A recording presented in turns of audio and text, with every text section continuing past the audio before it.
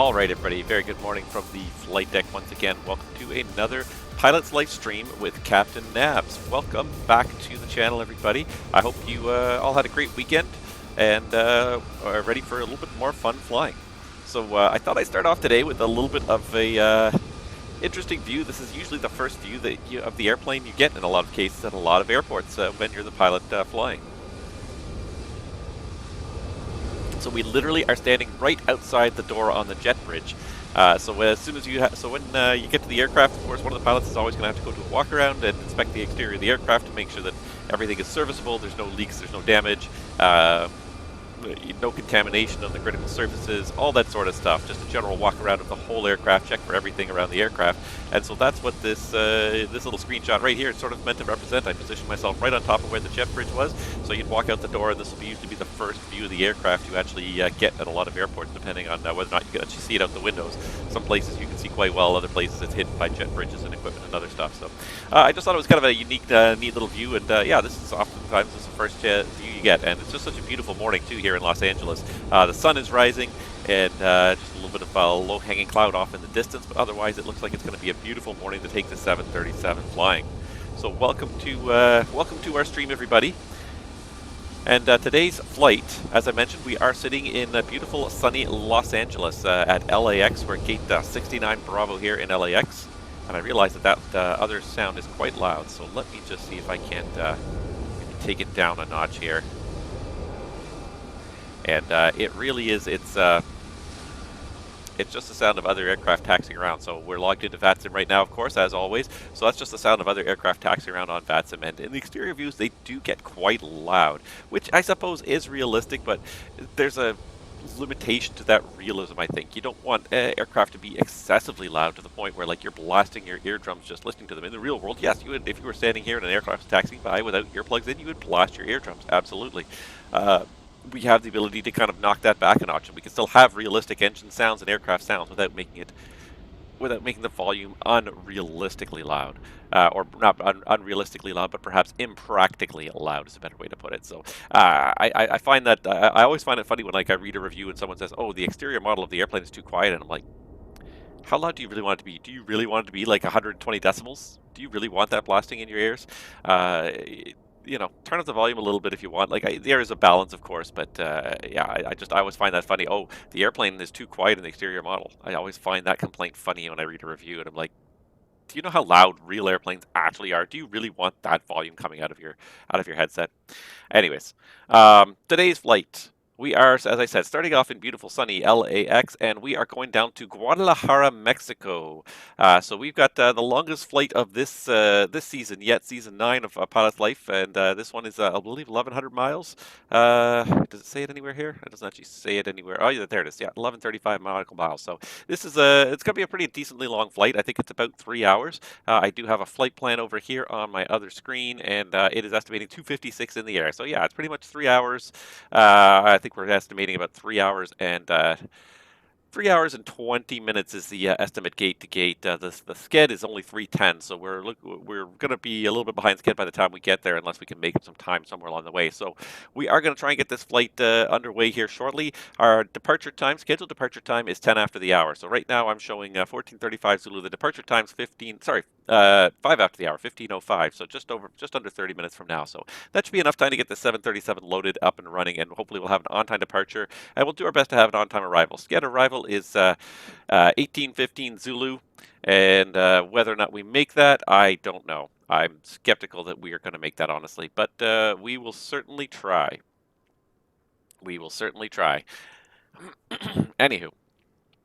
Yeah, so without further ado, let's get this flight underway. We could talk about a pilot's life here. Not much has happened, I think, in my last week here. Just a quick look at the dashboard. I don't think I have any incoming messages other than a pay message, which is, I haven't gotten one of those for a little while, but we did get some pay. So our total bank account balance is $3,400. It's not bad, actually. We could almost afford another type rating if we wanted one, or we could start finding other ways to spend our money, and maybe we'll do that once we get en route. But yeah, we're still junior first officer. We're slowly working our way up. We're at 1,230 experience points, so not too bad. Another half dozen or so flights, and we might just be able to push past that 2,000, get to the second level, and maybe up our salary even more. 3107 is not a bad salary, actually, after all.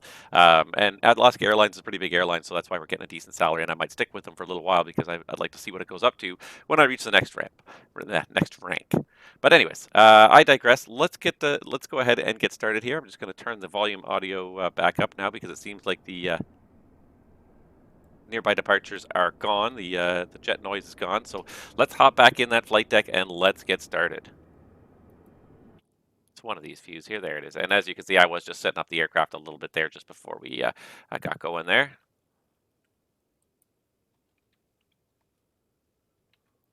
Just give me 1 second. There's one thing that is not running here that I would like to run. So just give me 1 moment here. Nope, not that one. That's the one I'm looking for. All right, so I'm not sure why that did not work the way it was supposed to, but anyways, there we are. I'm back in the flight deck as well, everybody. So hello, welcome back to the stream here. Let me just turn up that light a little bit here because I feel like I'm just a little bit dark today.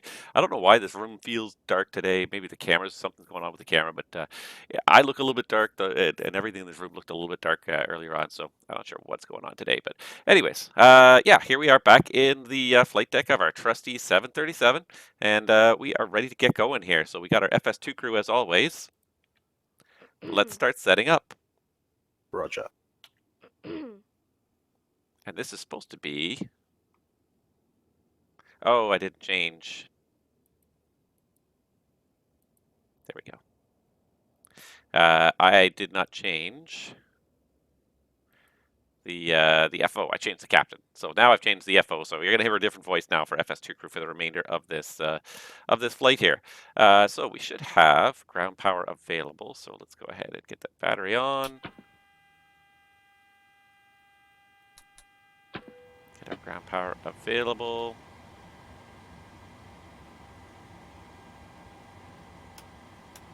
And he should not touch these IRSs again, this FO that always loved to touch these IRSs, because I'm pretty sure I finally found that option in the FS2 crew and turned it off.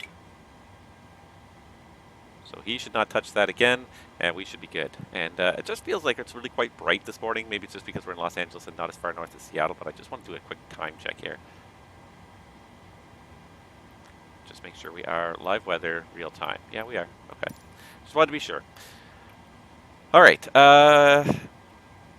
Let's get this flight started. He's going to have to start doing some stuff. We're just waiting for the aircraft to sort of boot up here. And while we're waiting for that, let us request refueling from GSX. And after that, we will also request Please don't boarding. load aircraft until the fuel truck arrives and ask to do it. So it should only take us about 25 minutes to get this airplane ready. We should be ready for an on-time departure at 5 after the hour. We're going to kind of keep one eye on the clock. I'm not terribly concerned about it.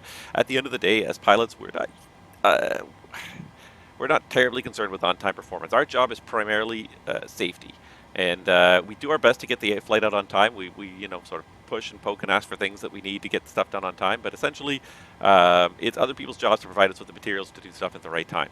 And if that doesn't happen, we just carry on when we can. We never rush. We never rush through anything. It's not something you don't ever want to be caught in that boat where you're rushing through stuff. If it takes you longer and you leave behind schedule, then so be it. I think I mentioned this last stream, but pilots are generally very goal-oriented. They want to get stuff done. There, now we start the preliminary pre-flight procedure. They want to get stuff done. So they're usually given a lot of latitude, and if things leave late, there's usually good justification behind it. It's not just people just hanging out, being lazy, doing nothing, hopefully. All right, just having a look here. The altimeter is 3014, so let's get that set up while we're waiting for the rest of the stuff to start up here. So it looks like we've got most of our screens on here. We could probably initialize those IRSs now, which is really the first step. And let's just make sure I do have lights. We do have the nav light on. Just make sure I got it onto my honeycomb switch as well here. And we can just hop right into the FMS here. Now, one thing I did mean to do, and I did not get a chance to do it, and thanks, Definite Parachute. I really want your .hype.com. I am out for the walk around. And that is the sound of Matthias. Thank you. yeah, so one thing I wanted to show you guys, and I did not have a chance to do it, and I'm a little disappointed. Just last week turned into a very, very hectic week. Was there's a new app that I saw that I thought would be really interesting called SimBrief Panel. And all it is it's an in-game menu panel. So much like any of the rest of these panels, you can pull it up in-game, much like the navlog or something else. Which I think if I pull it up, yeah, it just comes up as an in-game window. But what it does is it has all the information from your SimBrief loaded in this in-game window. So especially for VR users, but for anybody who doesn't have like a second screen where they're looking at their SimBrief flight plan, the most of the information you need for your SimBrief flight plan's on here. I haven't actually installed it. I downloaded it and then I never got around to installing it. I realized that after I booted up the sim this morning, I was like, oh well, it's kind of late now. I don't have. I hate to say I don't have the time, but I don't have the time. I'm not going to restart the sim just to do that. So, yeah. Well, you know what I need to do though? What I do need to do is I do need to do this. 5,000 pounds, and I also forgot to do just a random payload. I don't want to do the same one every single time, so we'll do this. That gives us about 80, 90. Let's see if we can get something over 100 people here at least. There we go. I guess it's only a 700, isn't it? That's 105 people, so that's fine. All right. All right. So init ref. Oh, we got to go menu FMC first to go init ref. So 737-700, we now have a current database. I did update my database in the last week. Up program MSFS, it's good. Position init. Fuel truck is in position. And let's go to page 2 and just grab GPS left Please coordinates don't load aircraft and put until it into the the fuel IRS. truck. Now Please the use your IRS airplane is fuel system to set the desired fuel quantity. All right, and then let's go back to the FS Actions fuel and let's pull up our flight plan for the day. So my flight plan for the day, and this is where the SimBrief panel would have come in handy. I could have just had it open. But here's my flight plan for the day. For Alaska 290 we are today, and to get from LAX to Guadalajara, we need 24,826 pounds. We need a lot of fuel, so we'll just say he'll bring it up to 25 tons even, and the FS2 crew will fill that. And because the FS2 crew is here, actually no, I'm not going to do that yet. I got to change that stupid screenshot. All right, so back to the FMC, position init, and over to route. So I'm going to pull this up, and I'm going to grab, as always, I'm going to grab my tablet here. There it is. Pull up my, not my EFB, but my CDU on the tablet. So I now have my 737 CDU is available here on my tablet, so I can just type, and you guys can see what I'm typing as I do it. So today's flight, we are going from KLAX, Los Angeles International, up to Guadalajara, or down to Guadalajara, which I believe is Mike Golf Lima. And there it is. Yep, Mike Golf Lima, Guadalajara. The flight today. Security and safety check are all done. 290. Are we good to start boarding? Yes. Yes. Thanks. So you guys may notice a little bit of coughing there in the background now. So I don't know if you noticed that in the last stream, but we had a whole lot of beeping going on in the last stream. So FS2 Crew had introduced a feature where every time you turn the hard mute on and off, there was a beep it played. And at first I was like, oh, that's handy. And then as we started to turn final, and I started muting and unmuting myself a lot so I could talk to you guys, but I could also give the commands. All of a sudden it was like beep, beep, beep, beep, beep, and it's a very loud beep. I realized that as I was kind of watching a small replay of the stream, that it was a very loud beep. So I changed it. FS2 Crew has received multiple suggestions that be deactivated or at least be an option, which I think is fantastic. Like I think it's got a great place. I kind of like it as a prompt, but for those of us that are streaming, the last thing you need is constantly beep, beep, beep, beep, because I'm always turning it on and off because I'm always turning it off so it doesn't hear what I'm saying to you guys on stream.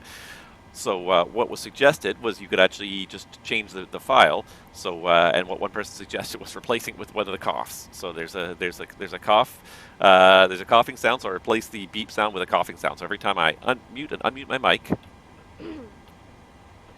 you're going to hear that cough, which is a little bit less obtrusive than the beeping for sure. So I kind of like it. And I thought it was kind of a funny little gimmick. But I thought it was, yeah. Again, I thought it was really well. Just a well thought out idea. I was like, that's really quite good. So yeah, that's what I went with. I don't know why my room seems so dark today. I've got like all my lights on full bright, and it's just I feel like there's so much shadow today. I almost feel like I want to just turn up the brightness, the gain on this webcam just ever so slightly here, because I feel like it's very, very dark today, and I don't know why.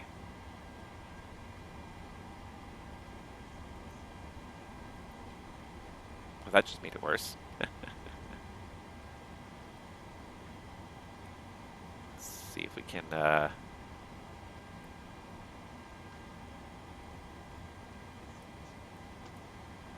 do it in a way that does not end up having too much background.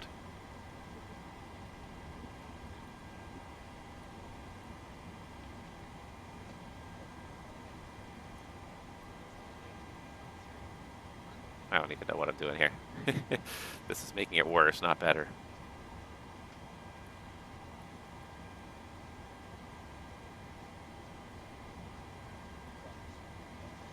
I don't know what's going on today. I've got all the lights on in this room as usual, and yet it just seems very dark. My webcam seems to be doing a very bad job today of picking out the light. I don't know why. I look very dark on screen.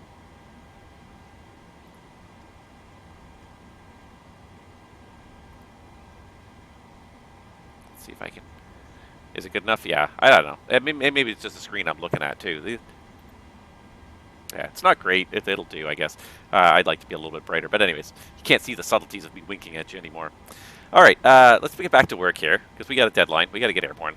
I can't be messing around with this for too long. So let's do a departure out of LAX today, and our flight plan route down here is the Panda 2 as far as Ate, and 25 right, I believe, would be the normal departure runway in LAX. So pretty sure the inner ones are normally used for departures. So 25 right because we're going south, we'll depart the south side. That's also quick. Panda, I guess Panda 2, is that what it is? Panda 2 Ate transition. And we can go back to the route page. That should be in there. Perfect. Then direct TIJ, which I'm guessing is Tijuana. UT4. Lima Mike Mike, UJ3. I'm back. No issues on the walk around. MZT, thank you. UJ7. Alonva. And then we're doing the arrival, so it's the Alonva 1 Delta. Planning runway 29. Is there an ILS to 29? There is an ILS 12 in Zulu. I'm going to pick one at random here for now, and we will analyze the arrival when we get a little closer in. So ILS 1, and I'll go off Guadalajara. I don't know. We're going to figure this out. Alonva 1 Delta, so that works. All right, so we'll activate and execute that. I'm just going to scroll through the legs page here. So after... Lima Mike Mike, Mike Zulu Tango, and then eventually to Lonva, and then there's a bunch of GPS waypoints, and then a discon. That's fine. We'll get airborne and we'll figure out our arrival once we get airborne. So we can go ahead and go to the Perfinite page here.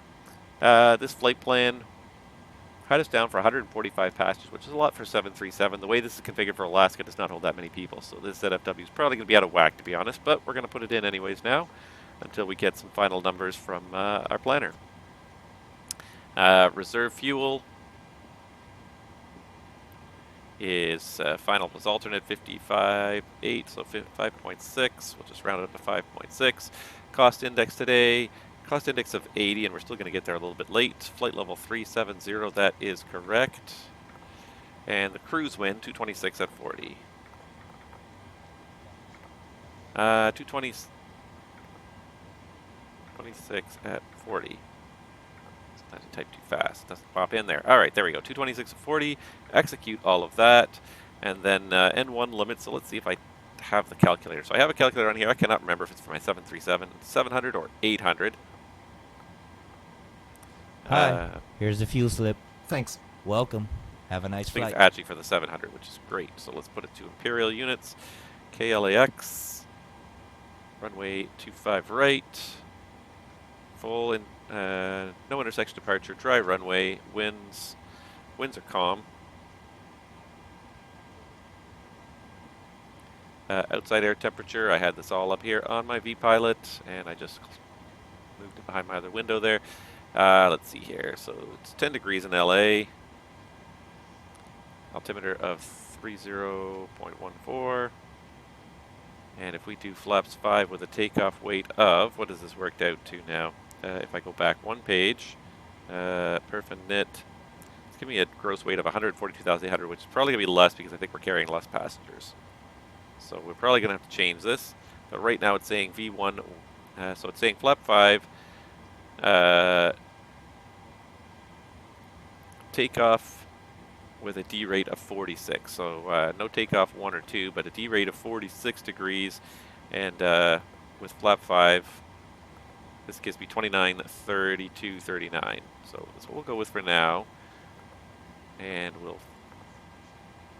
fix it up once we get going. Now, I'm looking forward to this EFB being done, so I don't have to try and find this, because I'm assuming that the EFB, when PMDG implements it, will have a full-fledged performance, takeoff and landing performance calculator on it. I'm assuming. What will be the point of the EFB otherwise? I mean, you can put charts and a flight plan on it, but if you're not doing performance calculations on it, that's one of the best uses of that tool. All right, so there's our takeoff, our whole FMS's program there. So let's just have a quick look. So I heard the guy, I heard the FO testing everything. I don't know if I heard him do the fire test, but let's just go through and just have a look at all the switches, make sure everything's in the right position. Everything looks pretty good. Fueling, is the fueling done? And did I ever call for boarding when they asked me for boarding? I did not. So Boarding requested. boarding is requested. Fueling is long done, so we can go ahead and I just realized that even the doors are not open on this airplane. All right, let's just finish this column here. It's opening the cargo doors. How I made it into the airplane without the L1 door being open, I'm not really sure, but anywho, that's neither here nor there.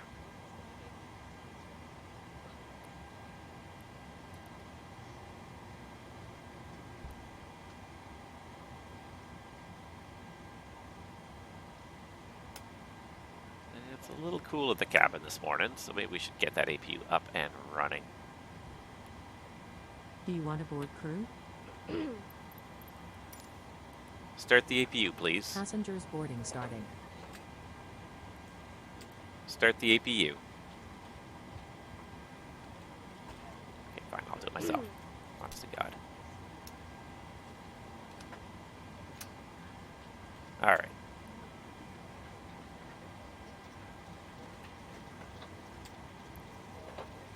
$37,000. I must not have had that programmed in by the time the FO got by this. So. Alright, the APU is starting. Fueling is done. Flight controls electric fuel. It's fine. Alright, let's get some flight directors on here. For some reason, I always want to do that switch first. It's not. That's not the flight director switch. Alright, what did we have for a speed? B2 139.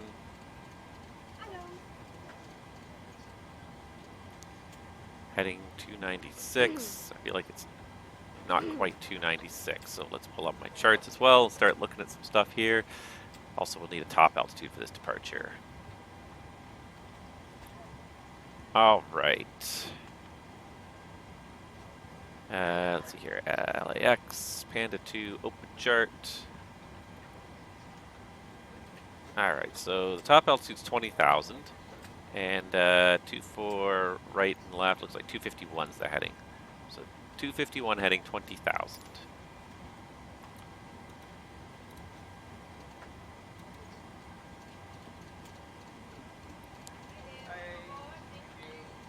$251, 20,000.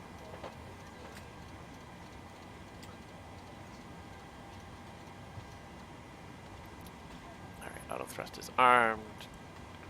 Traffic's on as well.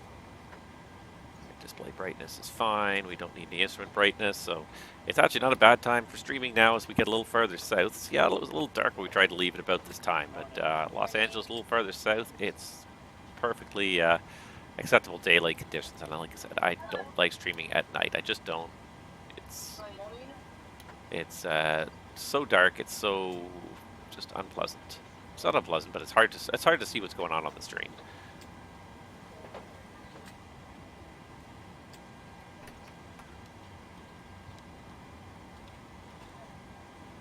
Why is my second thrust lever not moved? That's weird.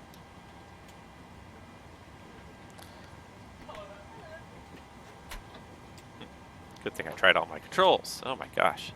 Just not doing well here. Alright. I don't know if I heard him test all this stuff, so we're just going to do a quick test here.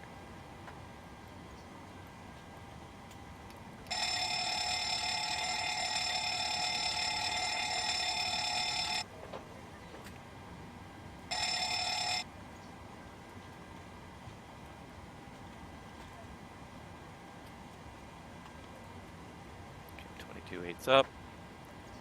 We get 2,000 for the squawk until we get some ATC. And we can test the trims left and right, make sure that these things move. What I really want to know is why is my thrust lever not moving? So let's have a quick look at that. Let's talk to maintenance here. I should have this set up. Yeah, throttle quadrant, Airbus.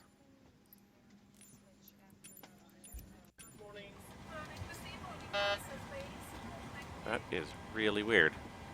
I hope it's not broken. I was using it last night. So let's just do this. Just give me 1 second, guys. I'm just gonna put you on hold again here while I troubleshoot this really quickly. All right. So it seems like it works now here. What I realized is that for some reason the reverser was stuck on the number 2 engine. I couldn't get it to go off, but it looks like I got it to trigger now. So it wasn't actually a control input problem, but for some reason the reverser on the 2 had triggered it, was not letting it move. So. All right, thanks, maintenance. So much for departing at 5 after.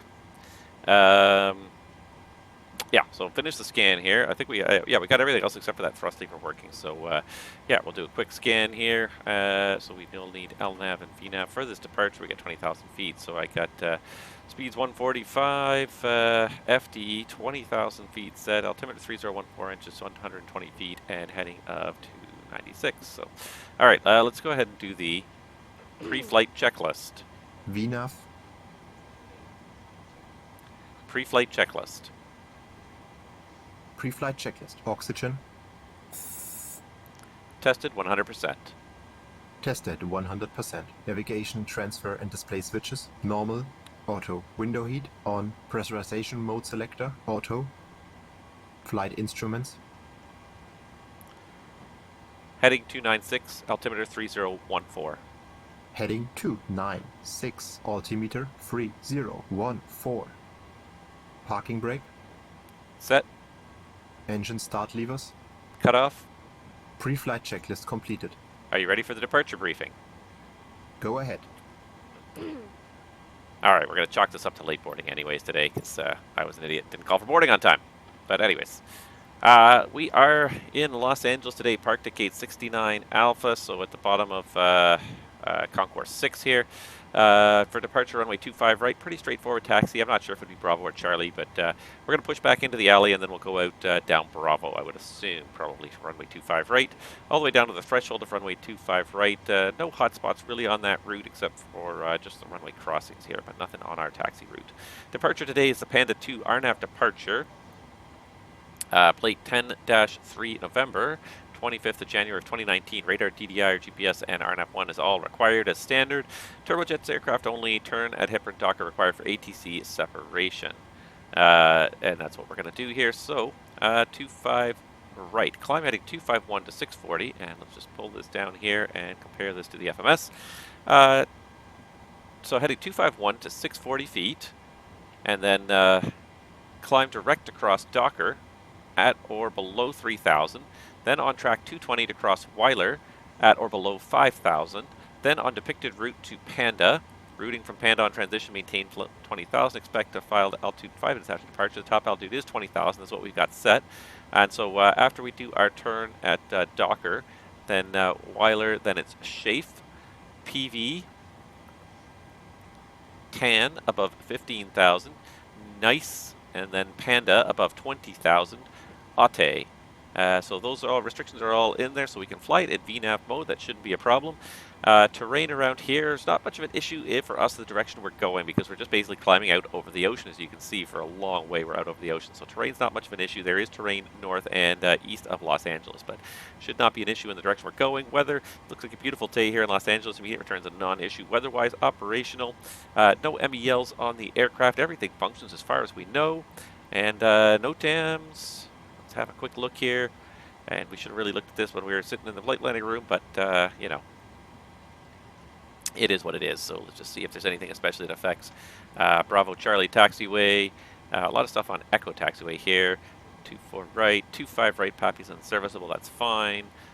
Sid, anything for the Panda departure here?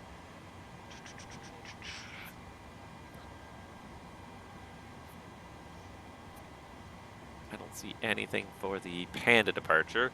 Yeah, so that's it. So we're good to go. Any questions? No questions. Alright, we're just waiting for confirmation that these guys are finished loading, and they're getting there. It looks like they're on the last cart on each one, so we should be ready to go here. Set. We're going to be a few minutes late leaving, but shouldn't be too bad overall.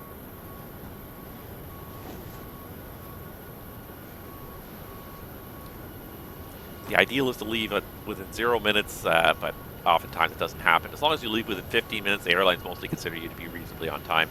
As long as we can try to... The real target is to land within 15 minutes of our scheduled time. If we land within 15 minutes, considering all the... Hey guys, all packs are on board. Are we clear to close? Stand by. Yeah, if we land within 15 minutes of our planned time, that's considered on time by the airlines. Because the schedules are set, but there's vagaries of weather you can't necessarily account for all the weather. So you try and build a little bit of padding into your schedule, but at the same time, if it's within 15 minutes, it's very much within a reasonable level. Oh, look, there's another Alaska 737 over there. That's hilarious. Alright, just getting the last of the bags here. On the belt. Baggage trains are going to drive away here. He's always got one more bag to load. Keeps looking back and somehow one more bag is still there. I guess the one thing we can do while we're getting ready for this is we can prepare for pushback and departure. So that tug will come into position momentarily. There goes the one baggage train going down the road there. There he goes. He's going to walk up. Take our stuff away here. And what we can do in the meantime is we can get ourselves onto APU power. And we can also make sure the APU bleed is on so we get some heat in this cabin because it's cool this morning. Should have had that on a little sooner. Please direct your attention to the cabin crew for port safety information. Hello, Captain. We are ready for pushback. And illustrates safety equipment on this aircraft. Just remove the chocks as well. Brakes are set. Bridge is gone. Cleared to close. Thanks. Let me know if you need anything. Alright, they wouldn't have pulled the bridge away until I told them we were cleared to close, so we've got everything. We got our fuel slip, we got no dangerous goods. Check. And we're just gonna recheck here our, what am I trying to say here? Our weight balance. And I'm sitting here and I'm lost here. Okay, there we go. Payload. So we got to put in, so we get actual final numbers that match what's actually in the airplane. So the ZFW is actually 114.2.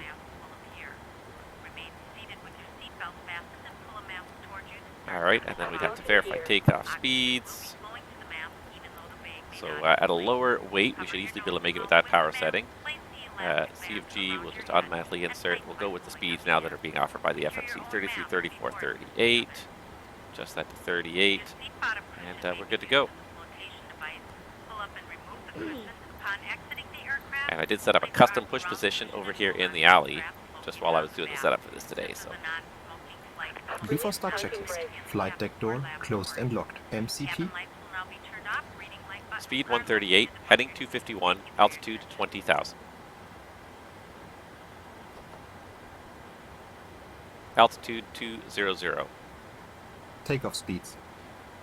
V1 133, V2 VR 134, V2 138. CDU pre-flight. Completed. Rudder and aileron trim. 3 and 0. Taxi and takeoff briefing.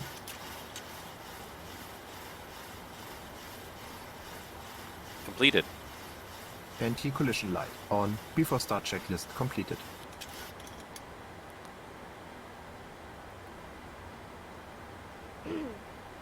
Alright, ramp from the flight deck, you guys ready? I honestly didn't see if they said they were ready.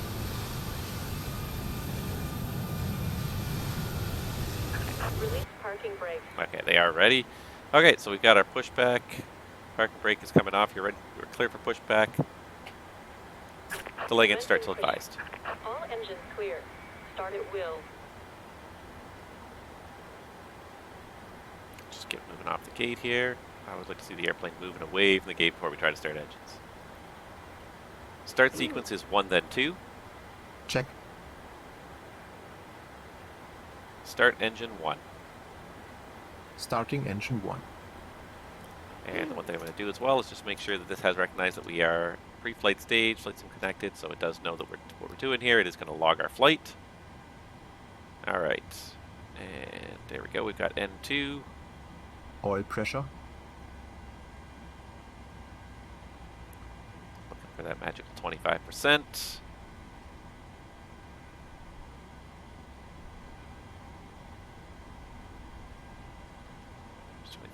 The power alarm. I didn't hear power alarm. I heard the bridge alarm. The bridge alarm is really noisy.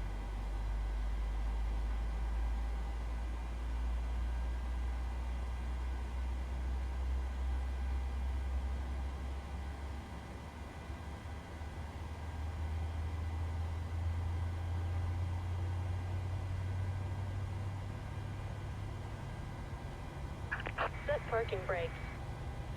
All right. Brakes are set, front pins removed. We have a good engine start. You can disconnect. Starter cutout.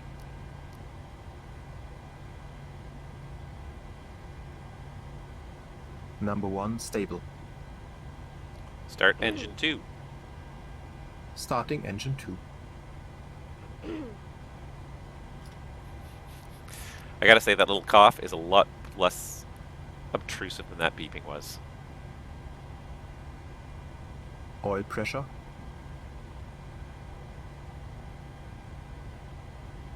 Unlocking gear.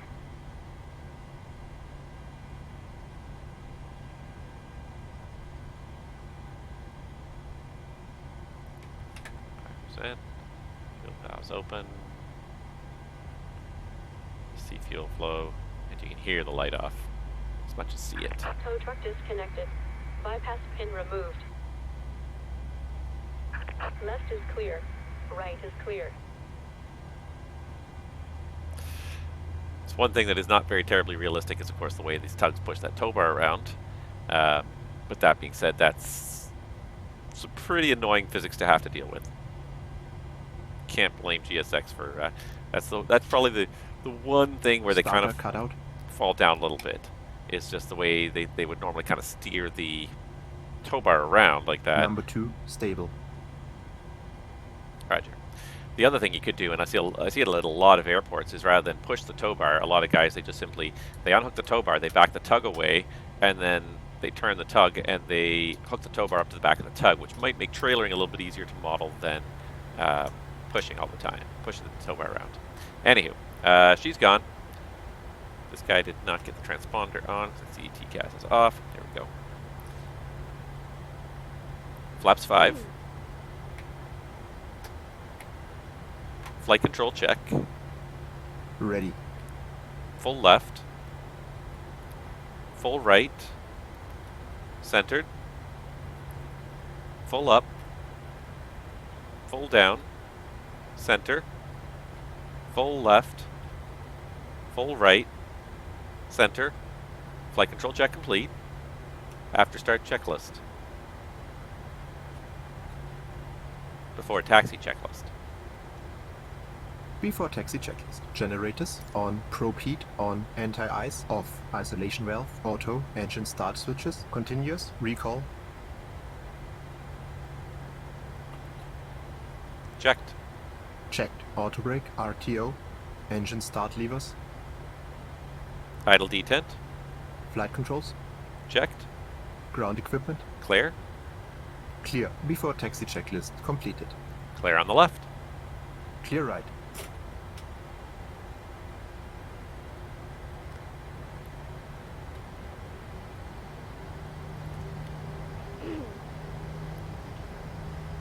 Los Angeles traffic, Alaska 290, set Concourse 6, taxiing at Bravo for departure, runway 25 right.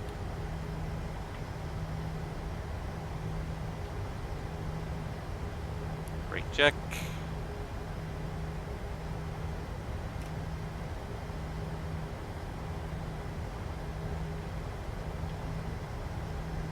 It's got the taxi light on already. Perfect. Kind of nice to use a different voice pack. I get in a rut and I don't bother playing with the voice packs too much, but it's nice to have a different voice pack because at the end of the day, when you work at an airline, you usually fly with dozens, if not 100 different guys every year, guys and gals a year. So different voices definitely is much more realistic. That's the way the world really is. You'll often get that. So it is a little bit odd when you're it's a little unusual when you're flying with one voice only. Now, if you're in the charter business, chances are you work in a much smaller company. There's usually only a couple of guys on each airplane, or a couple people. I should stop saying guys. There's a couple people on each airplane. So you get very used to certain people. You fly with the same people over and over and over again. But an airline, especially an airline as big as Alaska, there's going to be hundreds of pilots on the 737 fleet, if not 1,000 pilots on the 737 fleet. The odds of you flying with the same person more than twice in a year is almost minimal. You might fly with them on two different occasions in a year, but and I say that, but that's not strictly true because there's a lot of consistency with the schedules as well. So what you'll often find is a lot of people have similar desires. You know, they want to have weekends off. They want to work afternoons. They want to work mornings. What you'll find is you'll often end up, especially as you start to work your way up the seniority, and your desires and your choices actually make a difference to your schedule. Flight deck? Okay, thanks. Captain, the cabin is secure. Thank you. You'll find that you start to shadow certain people. You may not fly with them all the time during a month, but because of your bidding preferences, you'll find that you often bid similar pairings to certain people. So, and as you go up the seniority list, you'll find yourself sort of bidding and ending up with pairings opposite different people all the time. So especially for first officers who tend to move up the seniority list fairly quickly until they get to the captain's list, which is often fairly slow and static. You'll sort of fly with a range of captains near the bottom, and then as your seniority goes up and you move up the list, you start to get a few things that you like. You'll start to fly with guys in the middle of the list, and eventually you start flying with the top guys when you near the top of the list. And it's not a given because it depends, of course, upon your exact desires and how you like to bid, what your concerns are. But you will often end up flying with the same people on multiple occasions, especially when you start to sort of settle into a rhythm and you know what your schedule can hold. You're not moving too much in seniority. You'll end up flying with the same guys. So I've noticed this throughout my career quite a few times that I fly with the same people for quite a while, quite a few months, if not a year or two, and then you'll never see them again because your seniorities move. One person's moved up. If you're in the left seat, usually the right seat person has moved up further. Why does it say auto brake disarm? There we go. It's better. Yeah, so you'll fly with them for 6 months or a year, and then one of you will shift in seniority more than the other, and you'll end up won't fly so much anymore. But in general, though, at an airline, you will fly with lots of people. I look through my logbook periodically, and I have flown with. There's probably at least 300 to 400 names in my logbook, and I would not be surprised if there was 1,000 names in my logbook, different names of people that I have flown with over the years. It's just that many people.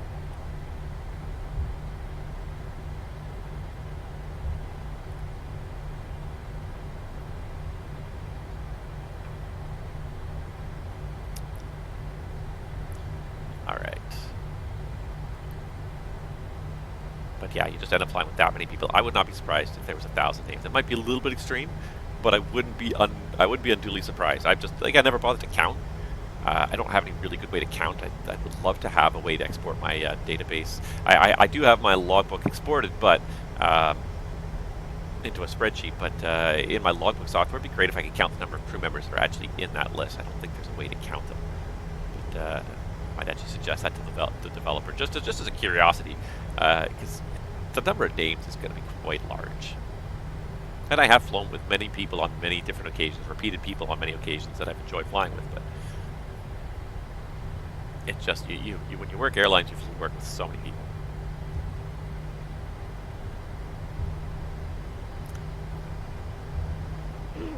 Before takeoff checklist. Before takeoff checklist. Flaps. Flaps 5, green light. Stabilizer trim. 5.8 units set. 5.8 units. Before takeoff checklist completed.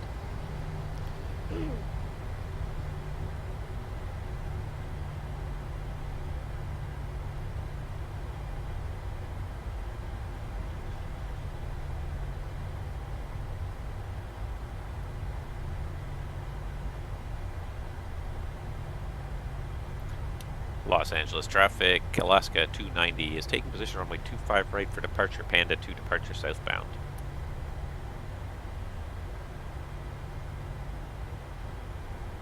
Runway entry procedure. Okay. Cabin crew, take your seats. Clear on the approach.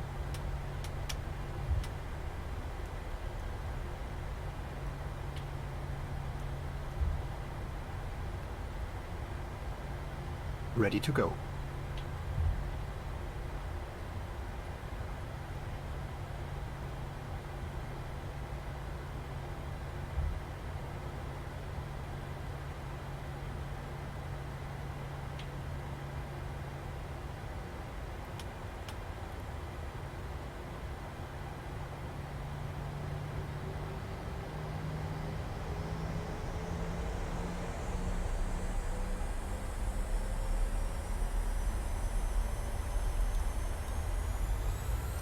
Takeoff.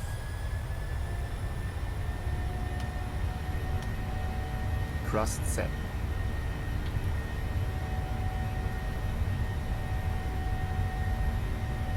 $80 knots.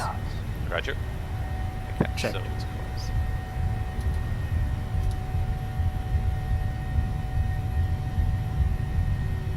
V1. Rotate.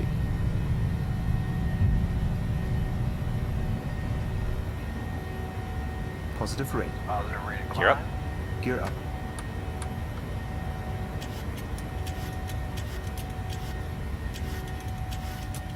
$400 feet. LNAV. VNAV speed. Checked.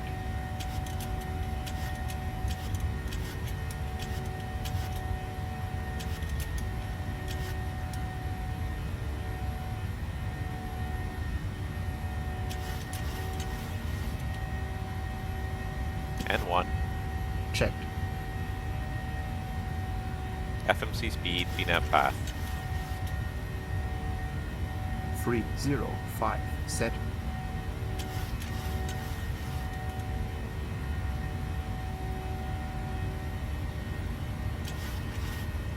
Autopilot Command. on. Checked. Flaps 1. Speed checked. Flaps up. Speed checked.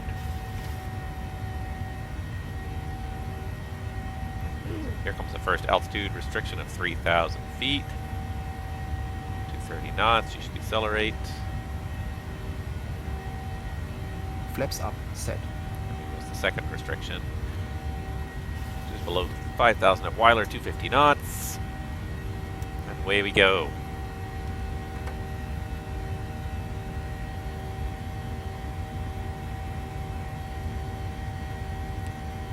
$4,000 climbing 5,000.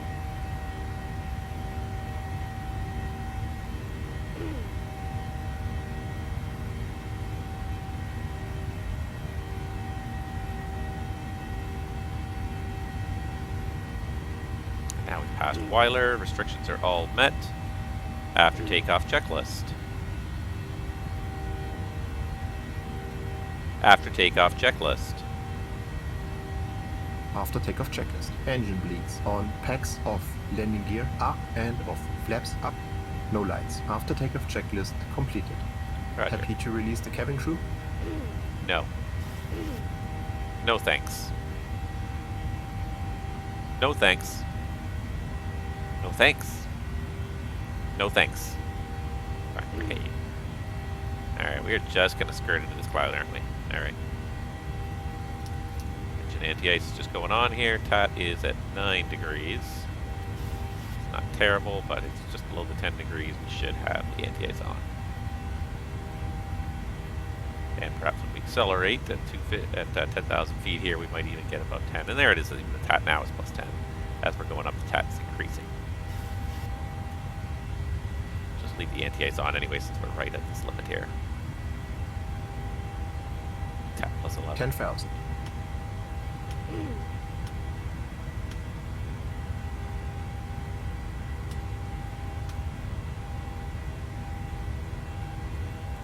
Happy to release the cabin? No thanks. Okay. At this point, I would think it's going to be pretty bumpy through this cloud, so we're just going to keep... Portable electronic devices may now be used with the keep it relatively easy here. We got a nice long flight. We got a 3-hour flight. We wait an extra 5 minutes, not even 2 minutes to release the cabin. I don't think anyone's going to mind too much. Yeah, let's just get above this layer here. So I've got the speed dialed back to 290, the speed intervention, just to kind of keep the climb going a little quicker here through these clouds. And I don't actually know what the turbulence penetration speed is on a 737. Sometimes it's published in the flight deck just to help you out. And I could look in the FCOM. Don't see it in here anyways, but usually 290. It's 290 is definitely a very safe margin below the red line anyways.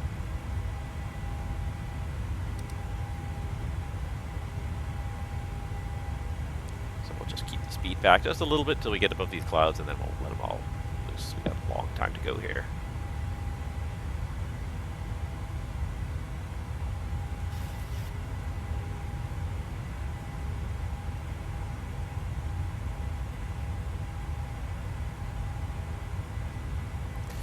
It was 10,000. We did get lights are all off.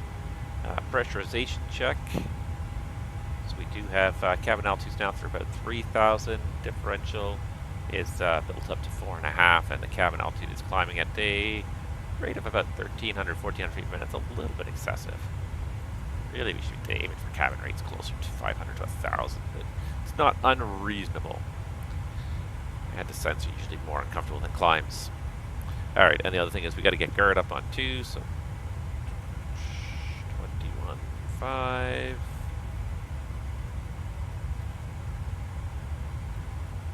Guards up on 2, and we are... Should this light up? Anyways.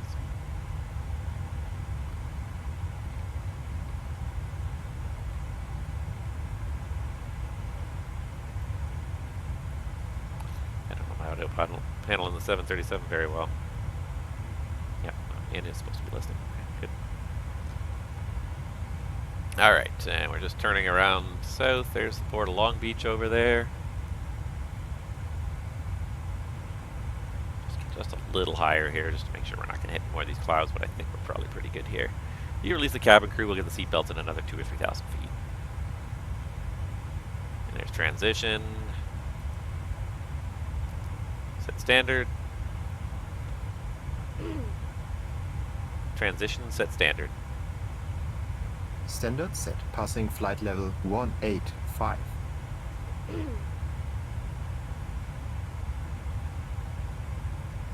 Now. Yeah, within 20 feet. Pretty darn close. Guess we can continue our climb now up to our cruise altitude since there's no ATC online still. And I didn't think there was going to be much on a Monday morning on the west coast where it's still like 7 a.m. Alright, there's 37,000 feet. Alright, so our cruise is set. We'll be level there shortly here. I would say we're doing pretty good. Okay, so we can turn off speed intervention, fly the managed speed, and we can go seatbelts off. And we are underway on, I don't even know what leg this is. Like 5, 6, 7? I've lost track. I have lost track of what leg we're on here. But anyway, season 9. We are on our way to, oh, and go figure. I just look over the or the vPilot window now, and now the LAX tower's online. He was 20 minutes too late for me.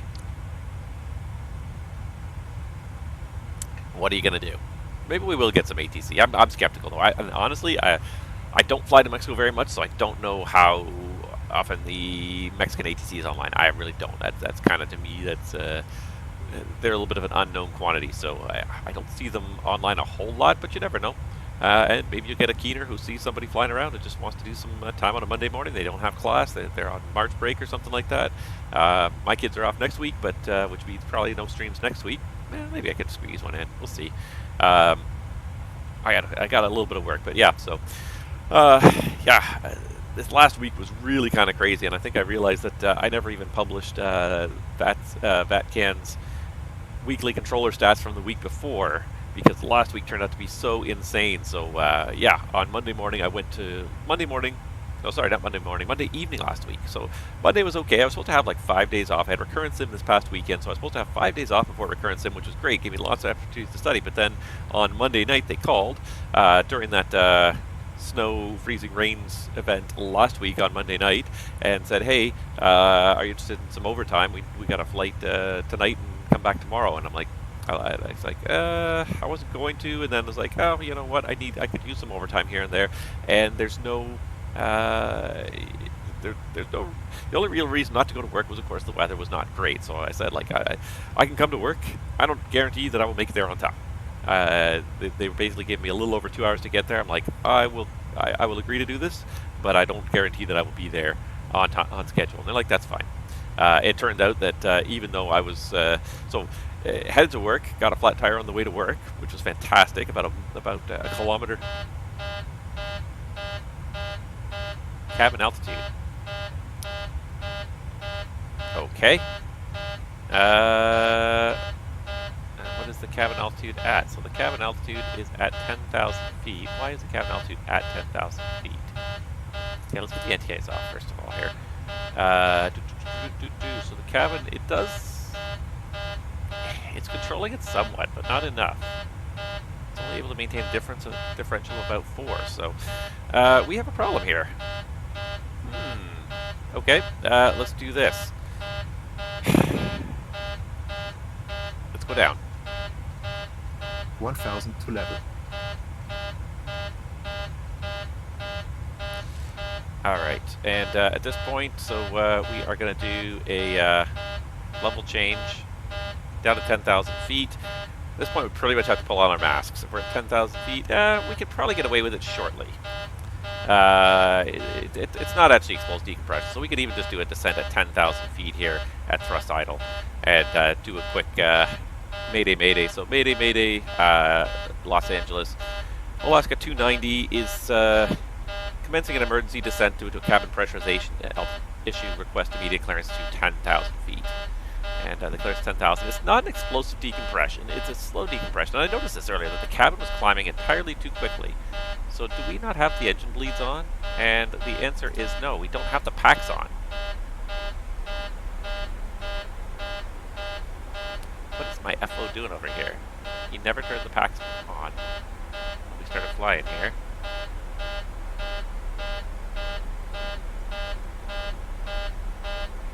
Alright, so that is now restricting the climb rate, and get descent, that's fine. So the cabin is now at 14,000 feet. Would be a good idea to have the oxygen masks on, to be honest. So we'll do 14,000 feet, but now the cabin is descending in a controlled manner at 500 feet per minute. The differential is going down just because we're descending quickly towards the cabin altitude. So I think we're going to get this under control here.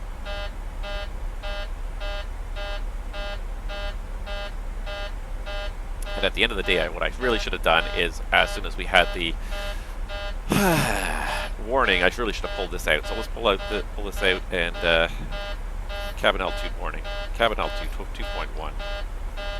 And so I'd ask the FO to pull this out. Cabin altitude warning or rapid pressurization. Cabin altitude if installed and operative. One or more of these occur. A cabin altitude exceedance, in-flight, the intermittent cabin altitude configuration, warning horn sound, cabin altitude lights. Don oxygen mask and set regulators to 100%. So don the mask. I put the regulators to normal. Establish crew communications. Just talk to the cabin crew, and I'm not even going to worry too much about it at this point just because we've identified, I think, the source of the issue. So pressurization mode selector manual. Pressurization mode selector manual. Outflow valve, hold and close until the outflow valve indicates fully closed. And it looks like it's fully closed already. It's not quite fully closed, but there it is. If cabin altitude is not controllable, passenger signs on. And actually I should have done that. Passenger signs on. If the cabin altitude exceeds or is expected to exceed 14,000 feet, passenger oxygen switch on. So it looks like we've got it under control here. We don't need the passenger oxygen switch on right now. I'll be honest, I don't know where the passenger oxygen switch is in this aircraft. It's up here, isn't it? I've never had to use it. This is a new experience for me here. Okay, and there that goes. Go to emergency descent checklist on page 0.1. However, It looks like we've got this under control now. So now we've got the cabin altitude.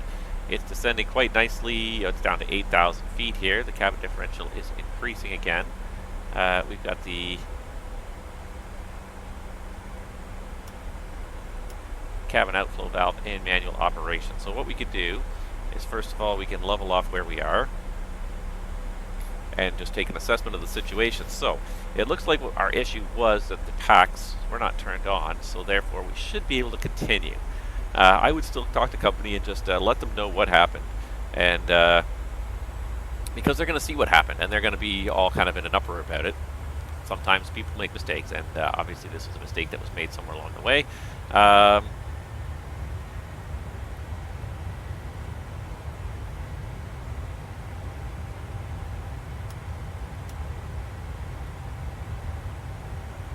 It seems like leaving this in manual mode is going to be more awkward than it's worth, because now, especially as the engines came up, it really pressurized the cabin. So I'm going to go put this back in auto and see if we can't get some control here.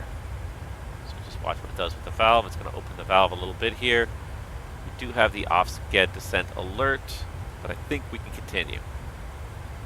This is kind of making it interesting, though. So now it's a really kind of decision-making. This is what I was talking about last time. So some real decision-making here. We're not going to make the ATC restrictions. So we can let ATC know we're not making that restriction. We're contemplating whether or not to continue a return. At this point, I think we can continue. It looks like we have control of the cabin back. Valve is kind of modulating on its own in the auto mode here. The differential's at 5. The cabin altitude's at 2,000 feet. So we're going to commence a climb. Let's start a climb to 25,000 feet initially. And let's see if it schedules properly from this point on. And if it has any more issues, then we may have to consider going back. But at this point, we're going to elect to continue. We're going to play with the pressurization system and see if it's going to work for us here. So let's go ahead and go 25,000 feet. Let's go into a VNAV climb. Yeah, we can take our oxygen masks off because obviously the cabin altitude is no longer an issue. So we're now going to 25,000 feet. And let's see what the cabin climb here is. And I paid attention and I said it looks a little odd. It looked like the cabin was climbing at a slightly high rate, but not unusual. That's more like a cabin rate we should be climbing at, about 500 feet per minute. It is modulating the outflow valve a little bit here, somewhere between 75 and 100% closed, but not quite. Differential's quite high, but hopefully the cabin altitude will kind of catch up to it here. We still got another 2.5 inches to go here. We may have to kind of climb in a few spurts here just to sort of keep this under control. Now the other problem that this creates here, now thinking longer range, is just the off-sked descent here and the level off at the lower altitude will have burned more fuel. So let's just have a quick look at our prog page here. I want to look at fuel prediction, but it's prog in here. So fuel quantity 21.8. Over MMGL, we're still showing 8.6 right now, and our min-div was, I believe, 5.6. So we're showing still about 3 tons extra. So it's not unreasonable at this point.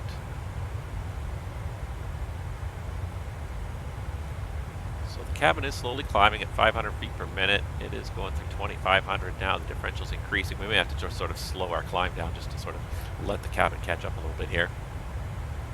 And we could let ATC know.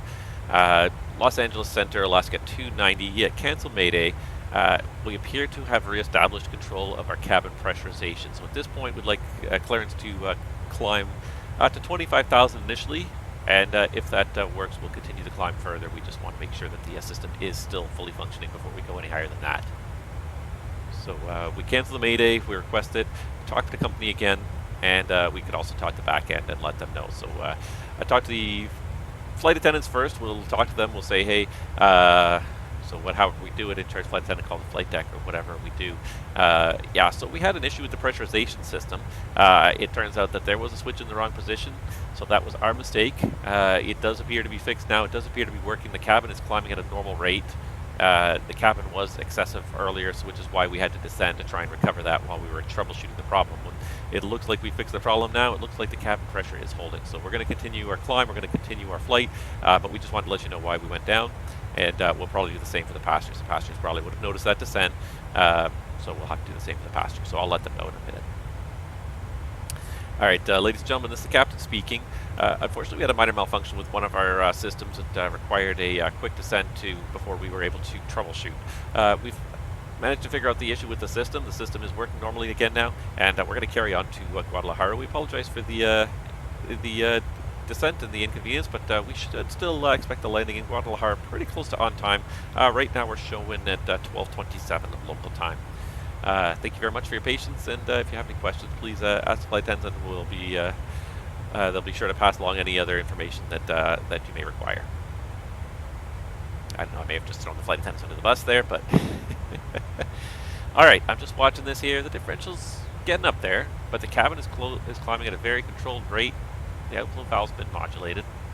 We're up to about 4,500 feet. So what we might have to do is just level off at 25 for 5-10 minutes here. Just let the cabin kind of catch up a little bit, let the differential drop a little bit before we continue the rest of our climb here. But yeah, that was just a pilot error, and the FO missed it. I missed it. I guess it's not actually in any of the checklists, is it? Isolation valve auto, but at no point do we actually in the checklist check PAX. No, actually we are supposed to in the after takeoff checklist. PAX auto, it's right there, and he just went right by it. But you know what? And even that is a fantastic point, that even when it's in a checklist, you get so used to saying things a certain way that you don't. Sometimes you do it without even thinking. You respond to the checklist. You become Pavlov's dog. And the whole point of a checklist is not to become Pavlov's dog with an instant response. I say this, you say that. But to check that the item has actually been carried out. And this happened during our sim session. We were doing the shutdown check, and what happened? Oh, the APU had failed during the sim session, so we were at the gate without an APU. And you're going through the shutdown checklist, and APU bleed. And 1,000 to level. the other guy said on. Roger, 1,000 to level. And the other guy said on. And I had to look at him and say, "Are you sure about that?" And I don't think I said it like that, but I was like, I can't remember exactly what I said, but I basically said, "Are you sure?" And he kind of looked up and he's like, "Oh yeah." And you just fall into it. You're just so used to it. APU bleed on. APU master on. You know, like you say these things sometimes without even thinking about them, and that's the trouble with these. Even a checklist is not perfect. It's as good as the human being applying it. Alright, so yeah, differentials get up there, but we are slowly climbing back to towards the normal cruise. So yeah, we'll just level off here for a couple of minutes and see what happens. Make sure it still keeps climbing.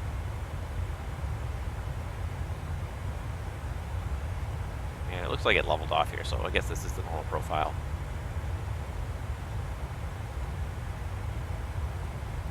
The valve's closed a little bit there, okay.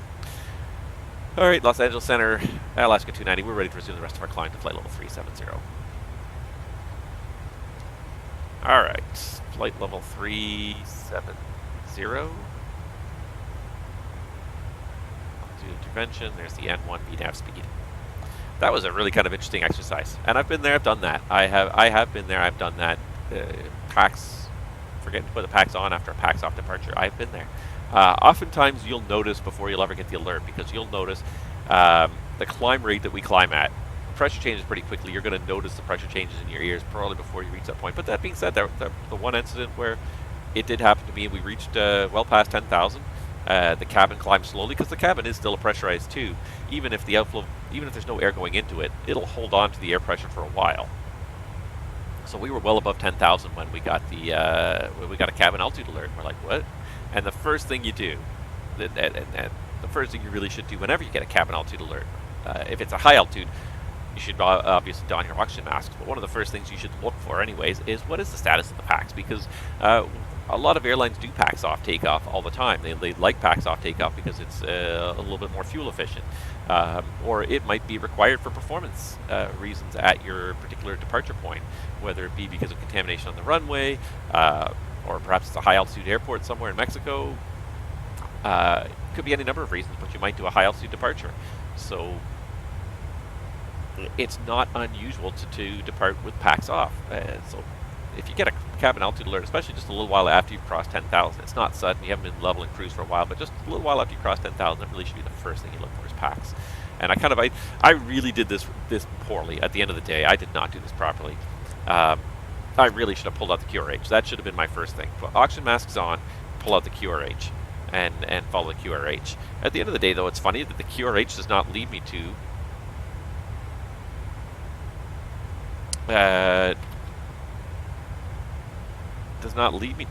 even checking the packs.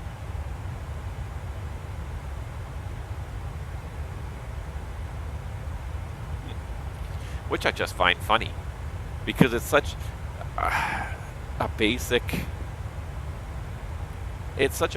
idea of checking to make sure that you do turn the packs back on. It's almost like it's almost like it's too easy. Like, I don't know. I find it funny that it's not in here to just verify the pack position at some point in this checklist, in the cabin altitude warning or rapid depressurization checklist. I'm surprised it's not in there to just verify the position of the packs. And yes, it's on another checklist, but if you get that alert, if that's the reason why, you don't want to do an emergency descent from, 15 or 18,000 feet down to 10,000 feet just to find out that, oh yeah, the only reason we had to do an emergency descent is because I'm an idiot, or one of us or both of us are idiots. And that has happened. There's been companies where that has happened, where something silly happened, and the emergency descent's been done. It's like, oh, but if you'd thrown this switch, you could have just not done the emergency descent. If you're not sure what's going on, absolutely. I'm not saying don't do an emergency descent if you're not sure what's happening and the reason why you're the reason why the cabin pressurization is having an issue. But if you get into the emergency descent and just like 5 seconds later you realize, oh yeah, it's because the packs are off, you can put the packs on, see that the cabin pressurization starts to recover, and cut off the emergency descent somewhere halfway through. Much kind of like what I did here, where I cut it off at about 14,000 feet when we realized that, yeah, that was the reason why, and we were able to deal with it.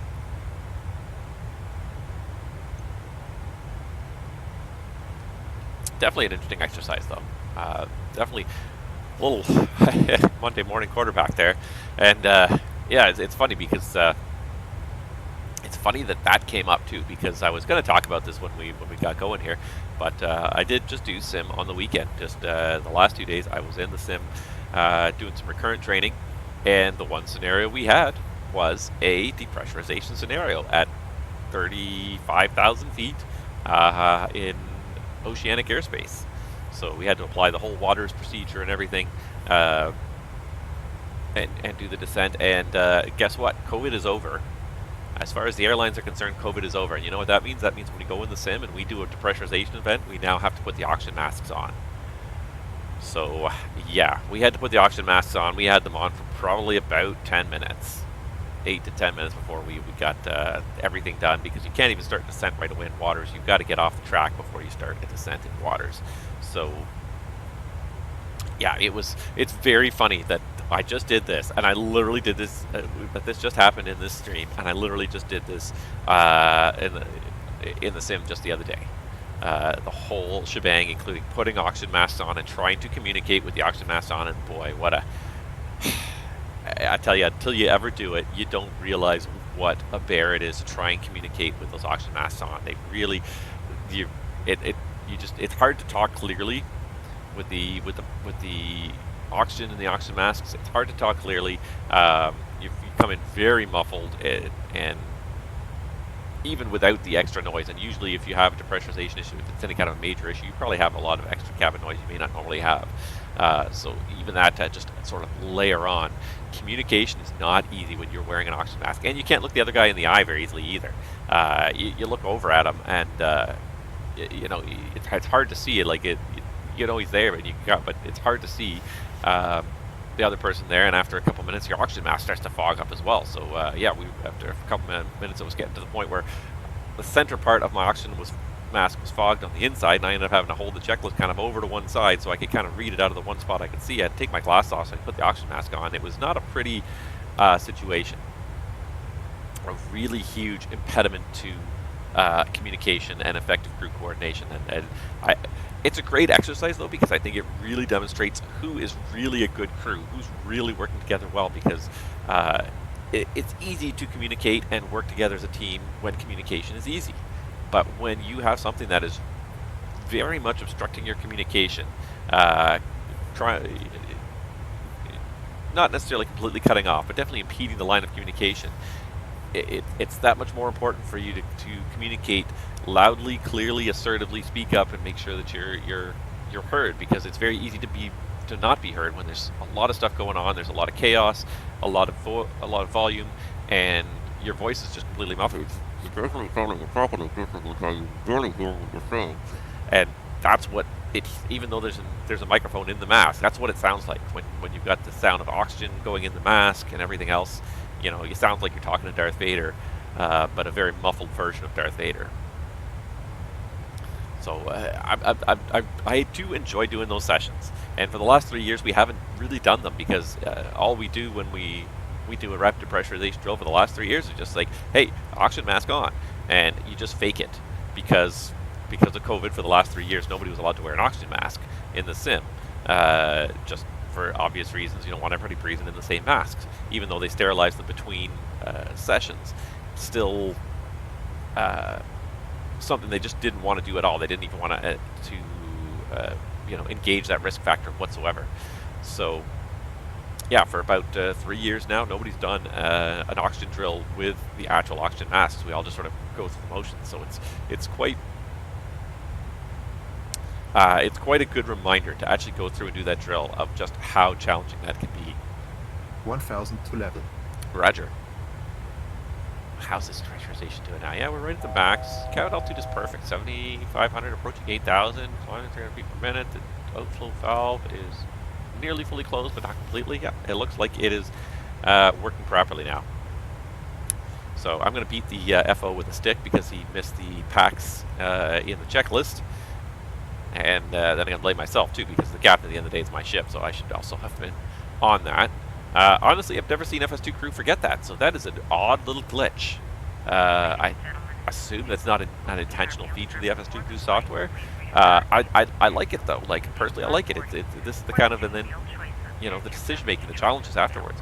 FMC speed, VNAV path, LNAV. Alright, cruise procedure, so trying to find a power setting that works. Progress 1745, so we'll be landing in just under 2 hours. And actually we're making good time again. Oh no, sorry, that's top of descent. Sorry. We'll be landing in 2.5 hours at 1826. 8.7 the tag, so it looks like we're still good fuel wise. So that little level off descent and climb again did not penalize us too much fuel, which is good.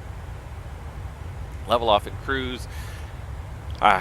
You know, I might take some time to certainly talk to the FO about what we just did, and not as a criticism, but as a debrief of, okay, so what do we learn from this?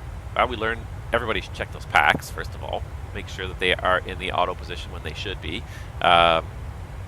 Checklist complacency is a thing. It absolutely is. You get so used to reading the same checklist, and these checklists are pretty short on this airplane. Like, each of these checklists is not very long. The after takeoff checklist down here in the bottom corners, 4 items. You bang it out without even thinking about it. Engine bleeds on, packs, auto, landing gear, up and off, flaps, up, no lights. You get in a habit after a couple of years of work flying an airplane. You get in a habit of just banging it off without even really looking, because you'd always have done it. And this is one of those things. It's probably one of the biggest things that that airlines are beginning to really harp on, is that monitoring is not easy. Monitoring in aviation is not easy. We spend so much time kind of watching these airplanes that fly the way they're supposed to 99.9% of the time without issue, that we just come to expect that it's going to continue to happen like that. And we, you know, in the back of your mind, you're always kind of trying to play with scenarios like, okay, so if something happened right now, if we had a rapid pressurization right now, what would we do? Well, the best thing to do right now is probably go back to San Diego. San Diego's right behind us. You know, but you're always sort of playing these things in your mind, but at the same time, like, you don't expect things to go wrong, because they so seldom do, and that's why I like the checklist. The checklist is a fantastic tool, provided it's used properly. And I've seen people who just, they don't give it the time of day. They don't. One thing that has always bothered me is when somebody doesn't even pull out the checklist to read it. You ask for the after takeoff checklist, and they just do it by rote because they've done it 1,000 times before. So they don't even look at it. It's just engine. I don't even know it personally, so I have to look down. But they just literally rattle it off. Engine leads on, packs auto, landing gear up and off, flaps up, no lights. and they rattle it off without even reading it. And I look at them, and when people do that, I look at them and I try to, as politely as I can, say, next time, please, for my benefit, pull out the checklist and read it. Because you're going to forget something one day. The whole point of having the checklist is not for you to memorize it, it's for you to not memorize it. It's for you to go and read it and make sure you've done it. And I've seen many people do it, and I fall into that. I know the checklist. I've read it probably 1,000 times, maybe not for my new airplane, but on my last airplane, I probably had read that checklist now 1,000 times, maybe more. I knew it like the back of my hand. I still pulled it out every single time and read it, because the day you don't pull it out and read it is the day you're going to forget something or miss something. So pull it out, read it, and not just read it, but really just focus on, is it correct? Is it done? These are important things. Engine bleeds on. Engine bleed 1 and 2 on. Yes, they're on. Packs auto. Pack 1 and 2 are auto. Yes, auto. Look at them and make sure they're actually in the position they're supposed to be. People do this all the time. They read it and they kind of glance and like, yeah, there's a switch up there. It's like, did you really actually validate? It's only 4 items on the bloody checklist. You got 2.5 hours in cruise now with nothing to do. You couldn't take an extra 30 seconds to deliberately read the checklist and make sure the checklist was done correctly. And I'm not the only person who falls for this. Why are we having such a hard time maintaining cruise speed here?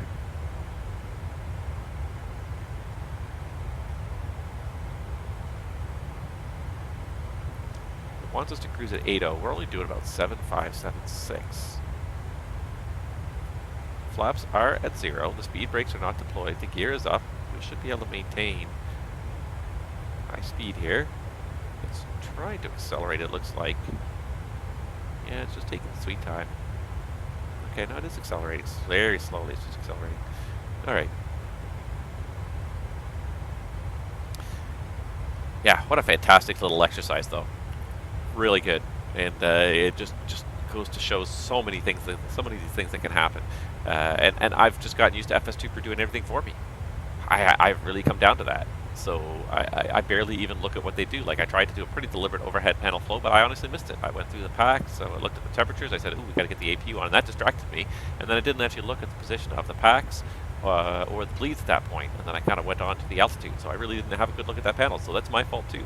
I will admit that. So it would be a great time to debrief, talk to the FO, and just say, hey, so let's talk about what happened. You know, we're leveling cruise, we're safe now. Obviously, we made an error. We made a mistake. The most important thing at this point is learn from it. You know, at the end of the day, you have to fill out all sorts of paperwork now. Going to have to do reports for the company about what happened, why it happened. You're going to get a phone call from the chief pilot? Maybe. Hey, what happened? You know what? We're idiots. At the end of the day, we're idiots. We were doing a busy departure out of LAX, and FO didn't have the pack, didn't put the packs to auto.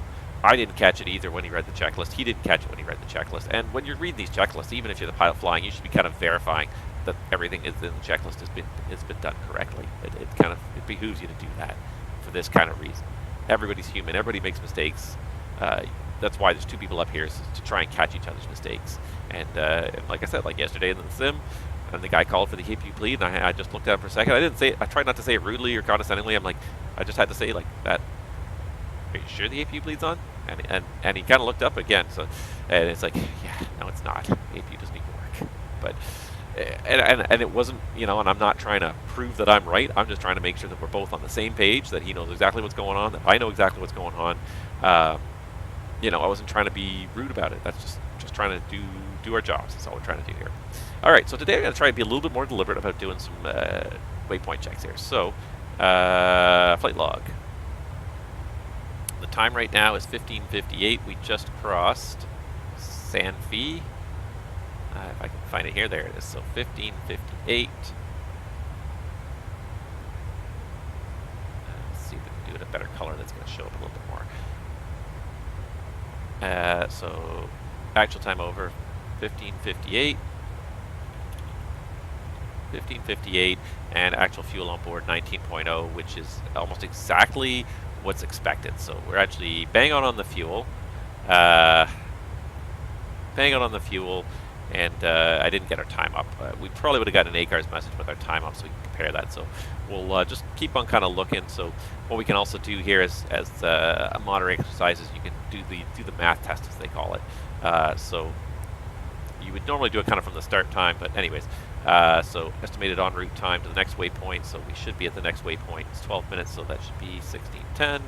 After that, 41 minutes, 16:51, 16:55, 16:59, and so on and so forth. This way you could do a good calculation.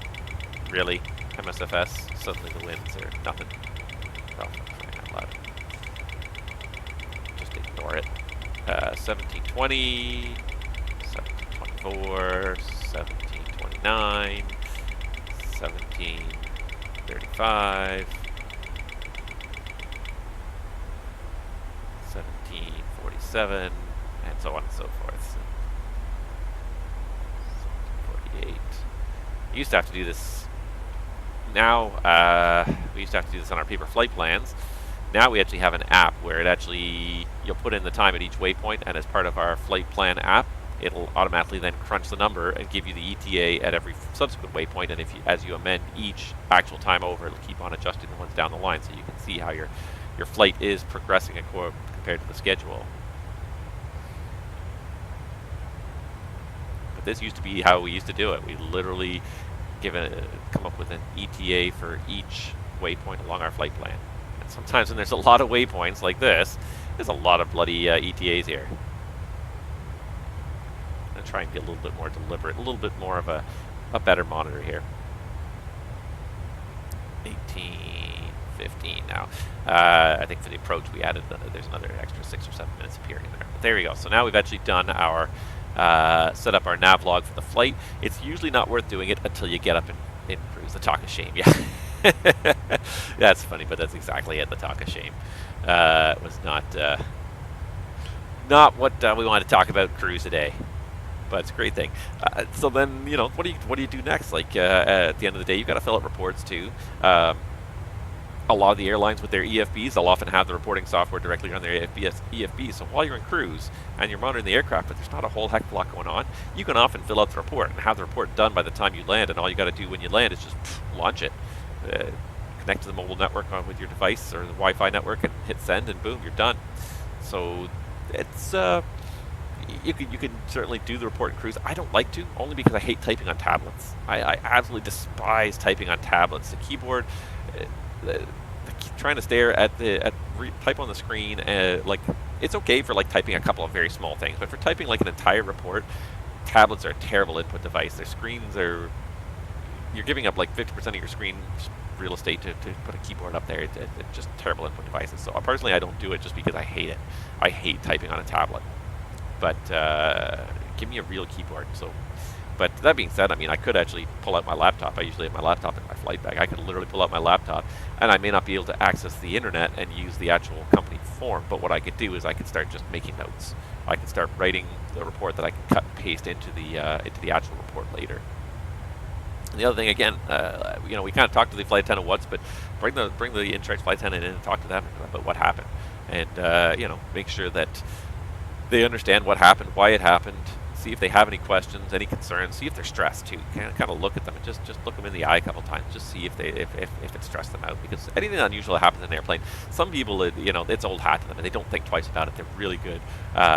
Some flight attendants are really good. They know their airplanes. They've been through instances before. Things don't faze them. But then you'll often get newer people, younger people. You know, we got a lot of new blood coming into the industry these days. A lot of people got laid off during COVID. Didn't bother coming back. They didn't feel like it was worth coming back. They got jobs elsewhere. They became financially independent and didn't need to do this job because it's a lousy job sometimes being a flight attendant. So you get a lot of new blood. So the first time you get a major incident, it might really throw them off, and they may not even notice it for a while. It may take a while before the shock starts to set in. You know, at first just sort of running on adrenaline, and then when the adrenaline wears out, that's when you really kind of start to think about everything that happened, everything that could have happened, and your brain starts to obsess over it. I know I had an incident with some smoke in the aircraft like a year ago, and year and a half ago, and it's sort of when the incident happens, you're kind of running on adrenaline. You're prioritizing safety more than anything. You follow the procedures, you do what you can, and then it wasn't until probably about an hour and a half, 2 hours later, and I just started to get like my hand just started to shake, and it was just like, and my hand started to shake, and I just started to just completely suddenly wear out. And what happened, of course, was that, you know, my adrenaline was racing. It really was. Like, it ended up being nothing very significant, but my, you know, my mind went to what are the possible outcomes of this scenario, and what is the worst possible outcome. And as soon as I sort of, in my mind, I said, what is the worst possible outcome, and I arrived at what the worst possible outcome could be, it was very easy to kind of make some decisions based on what can I do to keep things safest. And it didn't end up being a terribly serious situation, but certainly for about 5-10 minutes, my adrenaline, maybe about 5 minutes, my adrenaline was really pumping. And it took about 2 hours before it wore off. And when it wore off, it left me extremely tired.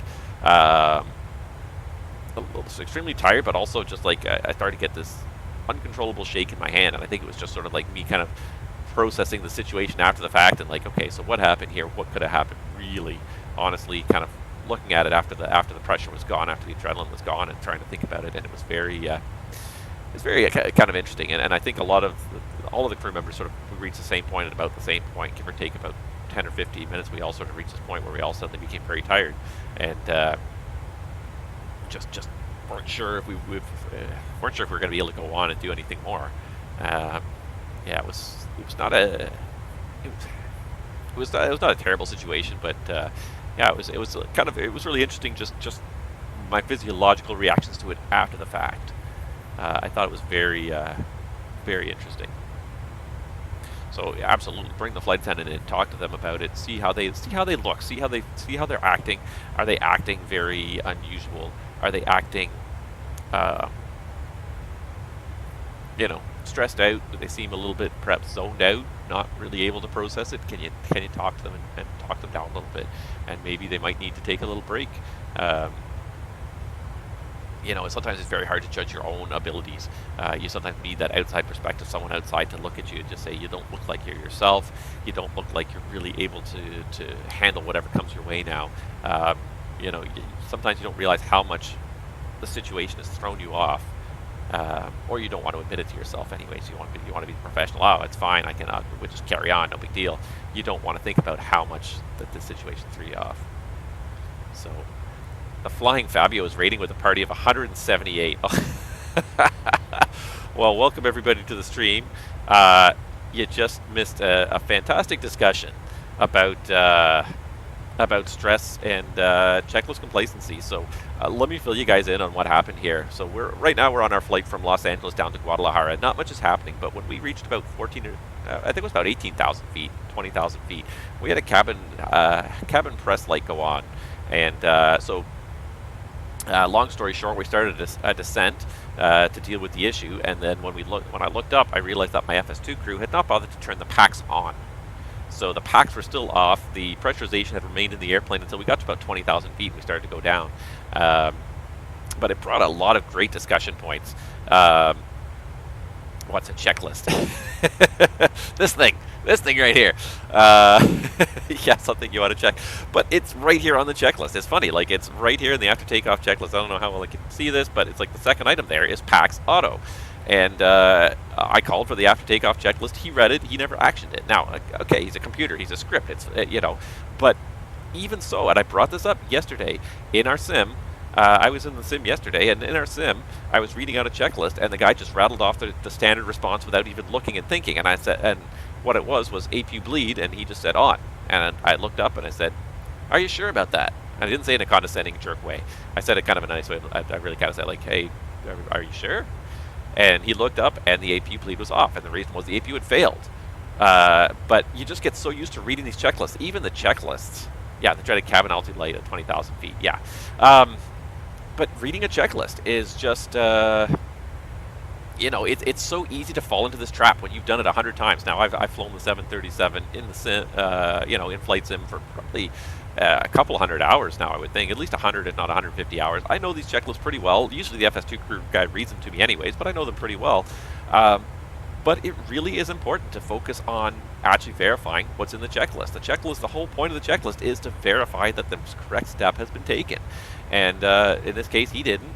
I didn't double check him. he just rattled it off while I was kind of still focused on the departure, because it's kind of a busy departure out of LAX with lots of stuff going on. So I didn't think twice about it until we got that light at 20,000 feet. So I just went through the whole shebang of like, what would we do? How would we deal with it? And what we tell ATC, what we tell company, what we tell the flight attendants. And I was just finishing with a discussion, like talked about the stress. I had personally had a smoke incident like a year ago, and I didn't realize how much it stressed me out until long after the fact. I dealt with the situation. I kind of I made a decision based on what was the worst possible outcome versus what was the worst possible outcome if it wasn't a real situation. And I just said, that's it. Let's get everybody off the airplane and we'll deal with it afterwards. And I can't remember the last time I had to do that, but it wasn't until 2 hours later that I realized that my hand was shaking and I was suddenly very tired, and it was the adrenaline had worn off, and then I was now able to really kind of think the situation through about what had happened, what could have happened, and reviewing my own actions. Was it appropriate? Did I react appropriately? Was it overreaction? At the end of the day, nobody thought it was. Everyone thought it was the appropriate reaction. But you second guess yourself too as a pilot all the time. You really do. All right, just coming over Antle right here, and I am trying to be a diligent pilot in this stream and actually do my position checks here. So Antle, the time now is 16:10. Where's Antle here? Antle 16:10, right on time. Love it. And fuel on board 18.1. We're actually a little bit above the plan, which is perfect. 18.1. If I could actually type, it would be great. But yeah, it wasn't until like 2 hours later when my adrenaline wore off that I really was able to think about that. And pilots really are their own worst critics at the end of the day. I've always thought that. Where do I control? I control in VATCAN. I basically control anywhere in Canada that I feel like controlling for a particular day. I got guest checked out everywhere in Canada. So my home FIR right now is Vancouver, though I'm thinking of switching that back to Toronto. But yeah, I'll control anywhere in Canada pretty much. But yeah, it was very interesting how that faded out. Like 2 hours later, it was when I really started to think about it. Started to think about, did I make the right choice? And it took me a while. The FO was trying to really kind of convince me that I'd made the right choice, and it was not an easy thing to do, because you look at the situation, like at the end of the day, after the situation has happened, you're like, okay, so we had some smell of smoke, we had some circuit breakers popping, we had some avionics failing us, we got everybody out of the airplane. Was that an overreaction? Maybe it was. In the end of the day, it turned out to be nothing. The circuit breakers did their job. They cut off the circuits. Why they smoked for a couple minutes before they cut off the circuits, that's certainly something that begs the question to be asked. The plane certainly did not catch fire. The smoke dissipated after all the circuit breakers popped, but a couple of circuit breakers popped all in very rapid succession. But and at the end of the day, nobody criticized me for it, but I criticized myself for it. And it's not that I criticize, but I just review in my mind, and I'm just like, could I have done anything different? With the information I had, did I make the right choice? Did I make the best choice? I relied a little bit on instinct, a little bit on projecting forward to the worst case scenario. We were still parked at the gate, which was fantastic. So we were parked at the gate. Getting people off was not a big issue. It was a little bit. It did create quite a bit of a headache for a lot of people, but at the end of the day, it wasn't a big issue. But everyone said it. The fire department came and said, yeah, we smell a lot of smoke. We don't see anything. We don't see any evidence of actual fire, but we smell a lot of smoke too. So you made the right choice, get people off. And I had a half dozen people tell me the same thing. You made the right choice. You made the right choice. But pilots are very self-critical. We always ask ourselves, in hindsight, did we make the right choice? I was watching Sully the other day, a couple weeks ago with my kids, and just to watch the guy walking around New York, and I know it's Tom Hanks, and I know he's acting, but at the end of the day, I guarantee you that Sully for sure did this in real life. He questioned himself after the fact. Did I make the right choice? Did I do the best I could? And you have to reconcile that for yourself as a pilot. You have to convince yourself at the end of the day that you did make the right choice. That there was no better choice, given the information you had and the time you had to make a decision. And that was the other thing too. Given an infinite amount of time and looking backwards, could they have turned around and made it back to LaGuardia?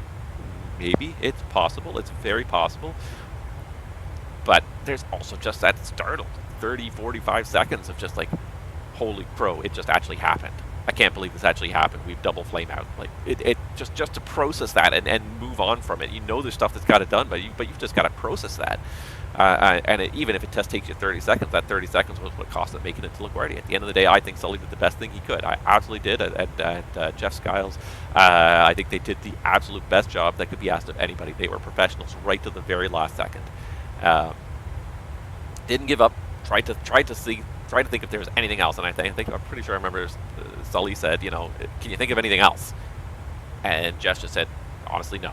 I just can't. I wish I could. You know, we're running out of time, but I just wish we could think of something else. But it was just not. You know, it's such an unprecedented situation. Airbus never really seriously thought this would ever happen. I think they never really seriously considered the dual engine failure. And I've seen the dual engine failure checklist now, and it's funny the amount of stuff that's in the dual engine failure checklist that looks like it's been triggered and changed by the miracle on the Hudson, by that flight. Like it probably triggered a lot of people rethinking about what to do. I think before that, the dual engine failure checklist that Airbus had written was sort of just like a paper exercise. It was like, well, you know, in theory, if 2 engines fail, well, you'll have some time and you'll do this, and you'll do this, and you'll do this. And nobody really considered what would actually happen, because I think that everyone just considered the possibility was so remote, so unlikely that it really is, we'll write it, but I don't think anyone's ever actually going to use it. And then Jeff Skiles pulled it out and had to use it. And, you know, and so I think that after that fact, like, Airbus did the right thing, and they looked at it and said, okay, there's definitely stuff that went right here, stuff that maybe could have done better, given, you know, hindsight, given our ability here at Airbus to look at the overall situation from an analytical standpoint, without the emotion, with all the time in the world to think it through, and really come up with a really sensible procedure. So now the A320 has some pretty sensible procedures for dual engine failure. They actually got 2 checklists. They've got 3 checklists, really. They've got dual engine failure with no fuel remaining, which means you're not going to bother trying to relight. There's another one with dual engine failure with fuel remaining, which means you're going to try a relight. And there's a third one, which is just emergency landing, which basically you don't have time to do a relight. Just set the airplane up for landing. So basically, this would be the Sully situation. Would be just boom, just run this checklist. It's going to set you up for landing on water or on land in about 1 to 2 minutes. No time to think about engine relights. Don't even bother trying with it. Just set yourself up for landing. So they've advanced those checklists, but nobody believed at the time they could do it. So I just remember watching that movie and just thinking, like, I feel for Sully walking around New York and just trying to reconcile, like, did everyone survive? And did I really have the best outcome? Did I put those people at more risk by trying to land in the river than any other outcome? You got to rely on your judgment when things are happening quickly. You don't have time to really analyze the decisions. You got to rely on your judgment. I read his book. I thought it was great, and he talks all about, like, you know, judging gliding distances and things like that. And it's an instinct a pilot has, but when you've been flying around airplanes long enough, and hopefully you have a good enough background that you can make a judgment based on a couple of seconds of input. You can look out there and you can see Teterboro off in the distance, and you can just look and see the fact that you're sinking fast enough that you're not going to make it, and you just have to make that snap judgment. We're not going to make it. We wanted to. I looked at it, and I don't have 5 to 10 minutes to pull out a chart, make a calculation, and say, hey, well, based on this glide ratio, I shouldn't be able to make it. You have to make that split-second decision. You made that decision. I 100% think you made the right decisions. I don't think that from where they ended up, I don't think it was realistic for them to have made it to any other airport. They did the best they could, but you're going to spend a long time, especially with something that serious. You're going to spend years second-guessing yourself and trying to convince yourself that, hopefully convince yourself that you did the right thing. I love that. A well-executed second-best plan is usually better than a poorly executed best plan anyways. Yes, exactly. Exactly. As long as you pick that plan, you stick with it, you have an out. And I mean, the river was not great. Really, it had never been proved the airplane could land on the river, but you also could not pick a better river to land on, probably in the world. The Hudson right there is pretty darn straight. There's no bridges. Once you get past the GW, there are no bridges across that river. There's lots and lots of boats, which is a bit of an obstruction. But at the same time, you know, you're talking rescue is minutes away. You're not talking, oh, it's going to take you half an hour for the Coast Guard to launch and figure out where you are and try and find you. Literally, probably hundreds of people saw them hit the water. And you know, the first boats were on scene in minutes. You could not pick a better place to do a water landing in an airplane than in the Hudson River, just in terms of being a nice, long, straight river with so much traffic so close by. You know, rescue was never even in question. It was just a matter of getting everybody out of the boat, or out of the plane. As long as the plane stayed intact, you were okay. And I think we proved that. It took a couple minutes. It was a little bit nerve-wracking, but at the end of the day, everybody got off, and it was, yeah, just... Anyways.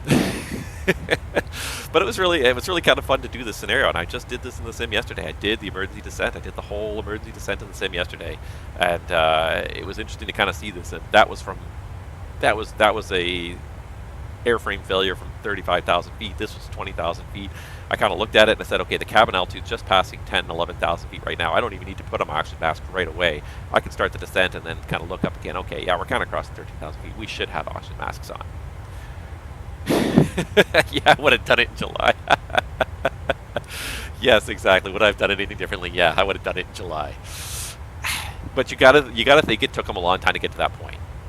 You gotta think it took him probably weeks, if not maybe months even, to get to that point, to be able to say that, to be able to kind of joke about it, but to say, I made the right choice. Because that's one. Like, it's easy to kind of look at certain things. There's smaller decisions, but this was a life or death, huge decision. It just, yeah. I hope I'm never faced with anything like that, and I hope that when I do, I can live with the choices I've made.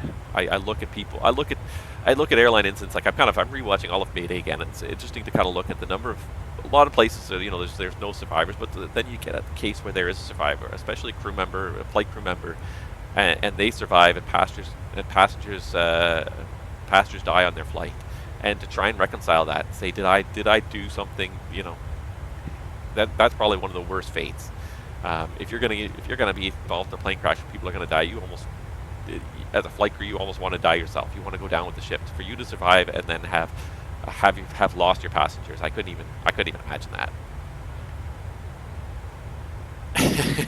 It was not smoothly handled. I have to say, I was not impressed with myself. I kind of reacted to a couple things, but really at the end of the day, I should have pulled out the checklist a little bit quicker. All right, there's fuel. That should just be the fact that the center tank is empty. So go ahead and turn off that left pump, and in about 2 minutes, probably that right pump will go off as well. So, yeah. But I kind of liked it because that was really kind of a neat chance to really kind of demonstrate a failure. So now that we've got so many people watching who want to see me fail something else at this point, try and deal with something else. Because the fun thing about that one was it totally caught me off guard. I was not expecting that cabin press failure. I was not expecting any kind of failure.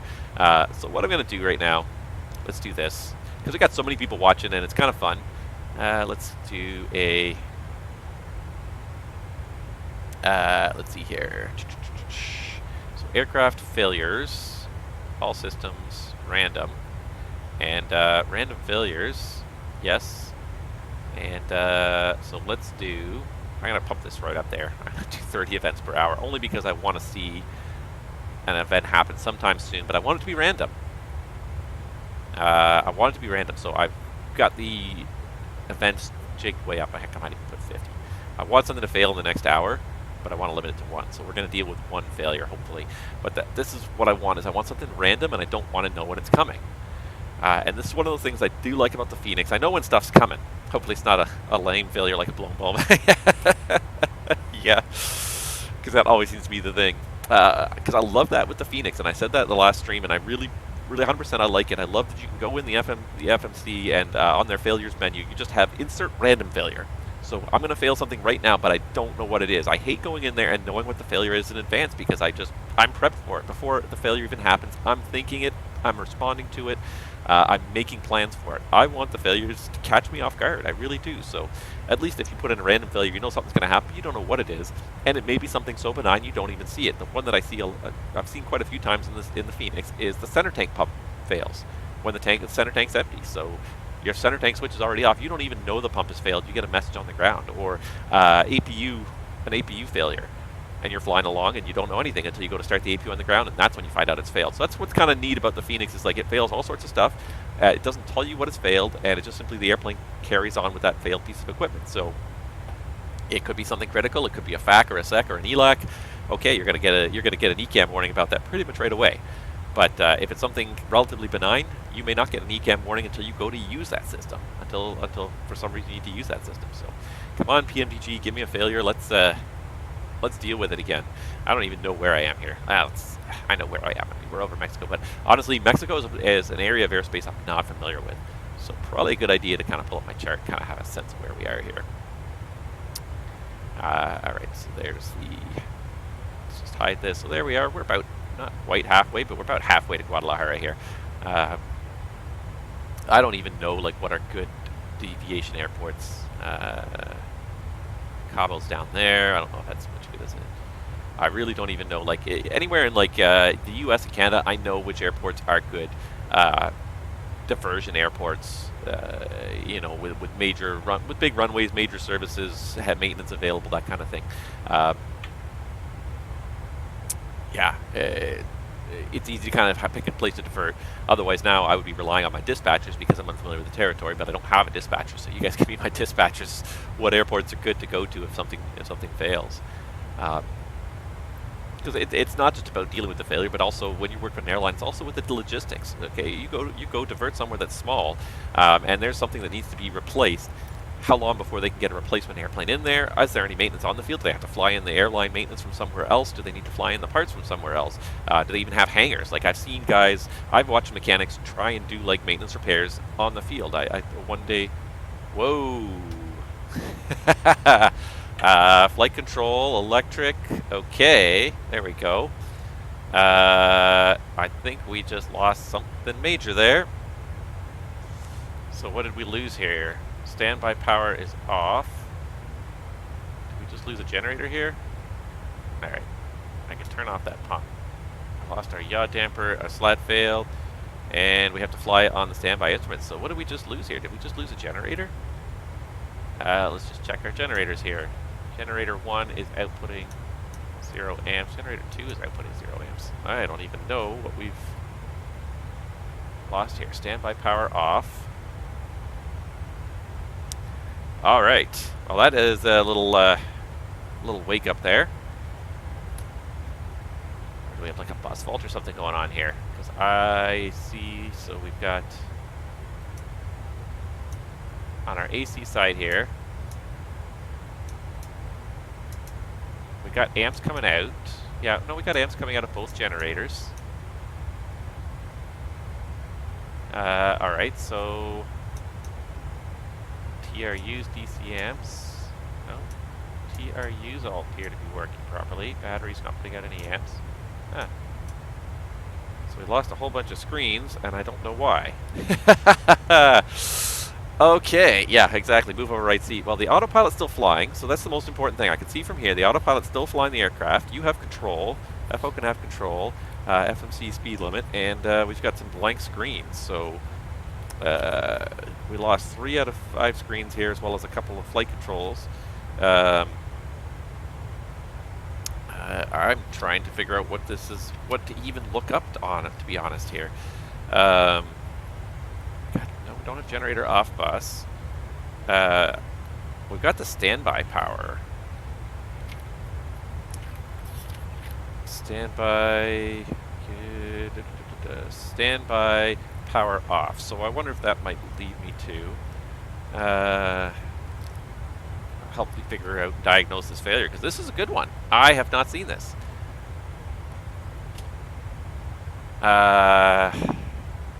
Alright, standby power off. One or more of these buses are not energized. AC standby bus, DC standby bus, or battery bus. Standby power switch to battery. Okay. So we appear to have lost a bus. So one of our buses is not energized. AC standby bus, DC standby bus, or battery bus. So standby power switch, battery. So standby power switch to battery. And that's it. That's the end of the checklist. That did not lead me anywhere good. That did not help with the flying. We are going to have to land this thing from the right seat, apparently. This might be a time when you'd actually consider a go back. So we've also lost yaw damper and auto slat fail here. So, wow. This is really testing my systems knowledge, and my systems knowledge of this airplane is crap right now. I hate to say it, but yeah. So it looks like I've lost all of my DUs. I imagine that.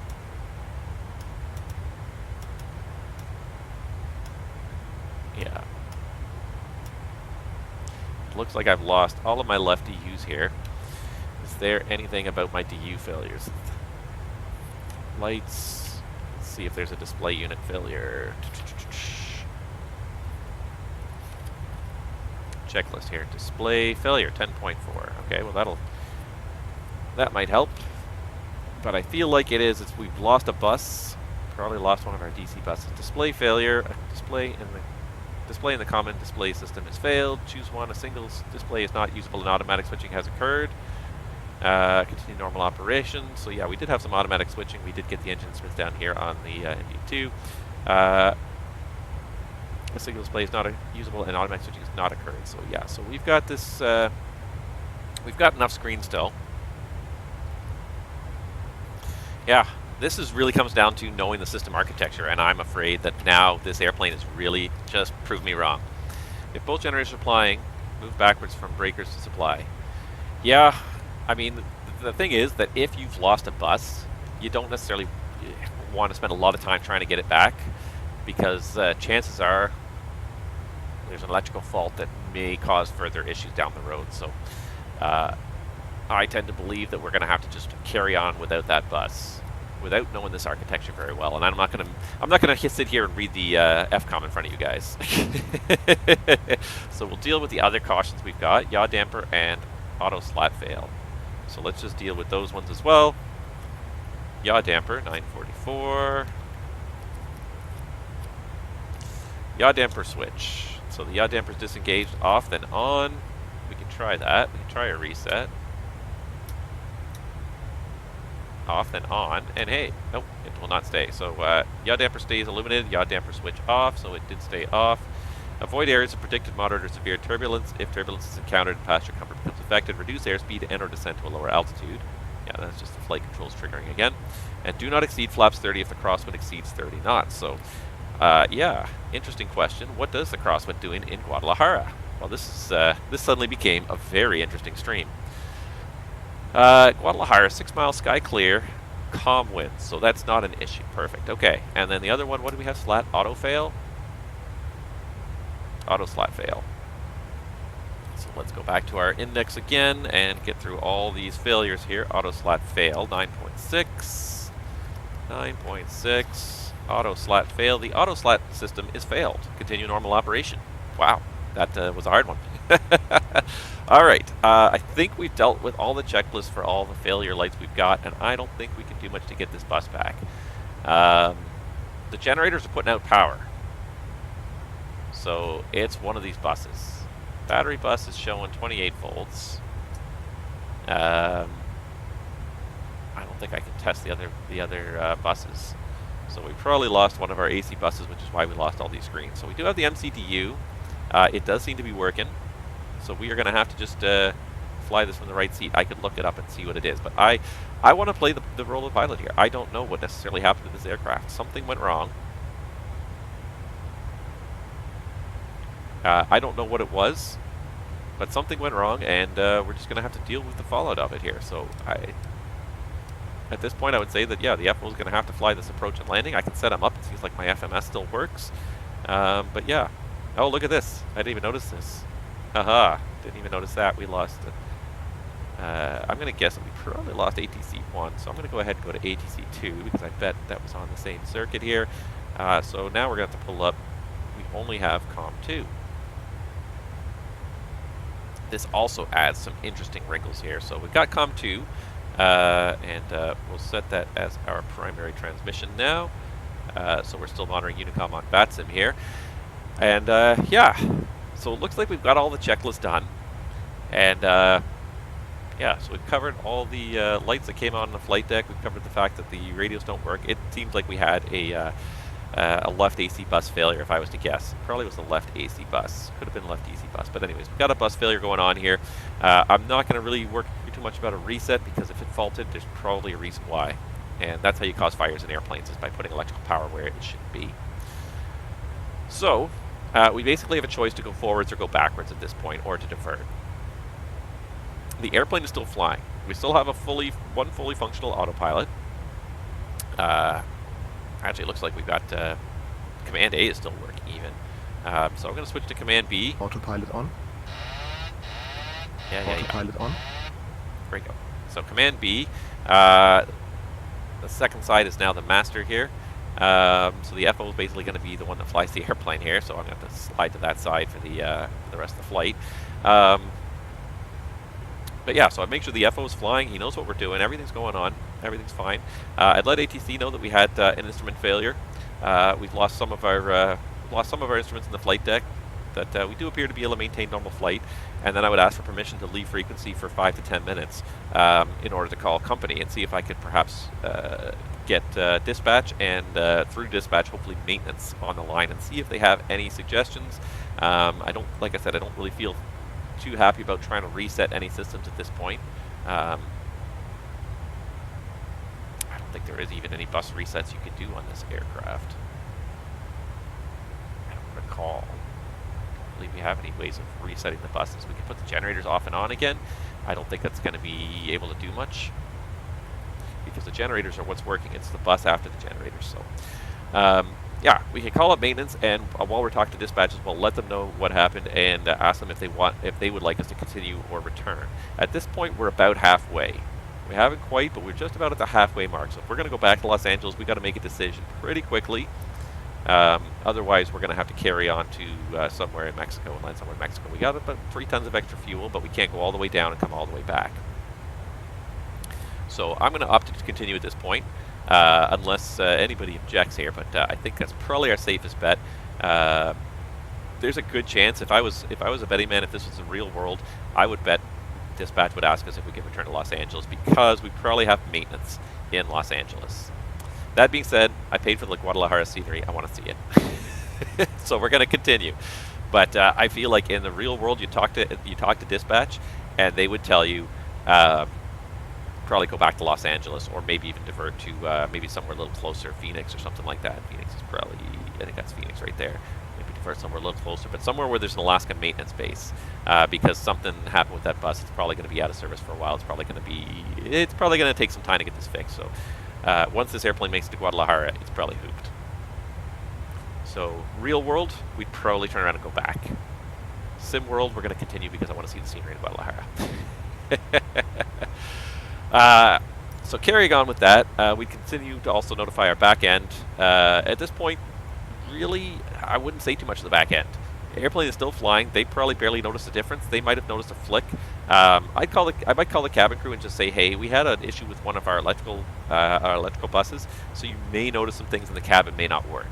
So if anything's not working, don't write it up as a snag. Just write down what's not working. Let me know. But chances are, if there's anything not working in the galley or any of the passenger systems are not working, there's probably a good chance it's because we lost some of our electricals in the aircraft. So. Airplane's still flying perfectly fine. We're going to make it to our destination, but just sort of give them a heads up that they don't need to snag anything that's not working because it might just be because of the electrical fault we had up here. Passengers, I wouldn't even say anything at this point. Unless it had a big impact on some of the passenger systems in the back, I would not even bother saying anything because it's not really impacting the operation. Don't need to get people unnecessarily stressed. So we kind of told ATC, we go back to the ATC frequency after we've talked to company, we've talked to back end, we've talked to our company, and we've made a decision. We're going to carry on to Guadalajara. Wow. No flushing commodes. See, and that's the kind of thing that, like, I don't know. Maintenance or new scenery? New scenery is priorities. Exactly. But it's funny, yeah, like, I don't know what's on that bus. I do have, somewhere on my hard drive, I do have the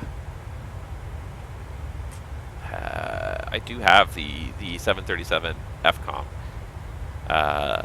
from PMDG, so I could pull it out. I really could. Where is it? Be under a GXU and then flight manuals, and there's the FCOM Volume 2. So you could figure it out. And this is probably what I would do at this point, in all honesty. So once we're satisfied that we're established on course, the weather's good at our destination. That's the other thing too. So the weather's not much of an issue. So doing an approach with only screens on one half of the airplane would not be too much of an issue because we've got pretty VFR conditions, VMC conditions. At this point, I would start pulling out the manuals. So the FO's flying. As long as he's okay with it, he's got everything under control, I would actually pull out the manuals, and I would start looking through it, just trying to kind of maybe see if I could get a sense of what the failure was and what systems it might have affected. And that's the thing I really do like about the Airbus. See, the 320, it tells you exactly what's been affected. It lists the systems that are in op after every single failure. So I literally would have to start from start to finish here and try to figure out where electrical is here. Because I don't even have a table of contents in this. Alright, so aircraft general. Let's go through general. Anyways, but this is what I would do, is I would go and I would start looking through and trying to figure out what probably has failed and what are my steps from here. So 1.3, 140 is lighting. Just trying to see where chapter 2 starts here even.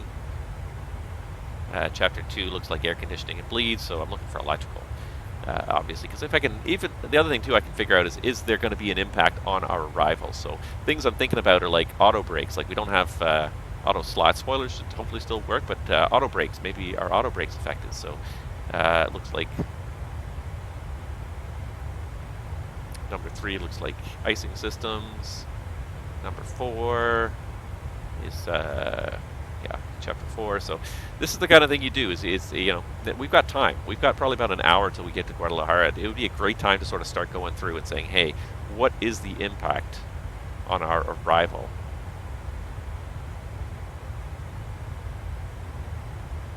Electrical, here we are. So I wonder, let's just actually have a look at the table of contents here. Basic equipment operating, standby power system, normal operation. So, yeah, so oftentimes there's a list of the equipment that's available on the different buses. That's kind of what I would like to know now, is what's on the bus and what have I lost, if there's anything that I've lost that I'm not aware of here. So let's go to the bottom here. Basic equipment operating, first officer's panel. Battery switch on. So airplane configuration, in-flight battery switch on. Standby power switch auto. Association shows the instruments. Right.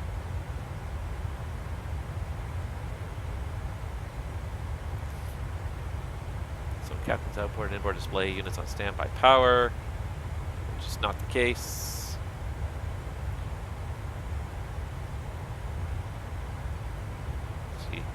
I don't want to necessarily sit here and read this on stream. This is how I would try and do it. Is I would try and figure out like what's the failure here, what's it gonna cost me? Am I gonna have auto brake? Am I gonna have spoilers? These are the things that are gonna stop me. I need to know that they're gonna still be working. So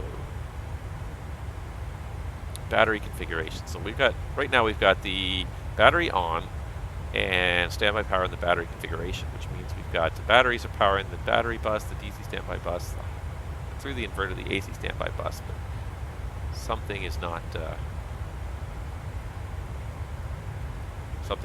One of those buses cut off. Yeah, it's not going to tell me what's not working, so just curious if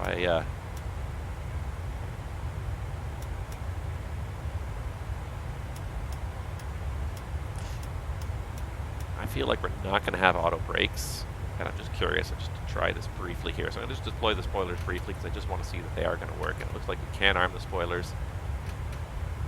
I just want to see if we're going to lose a little bit of power here, lose a little bit of speed here.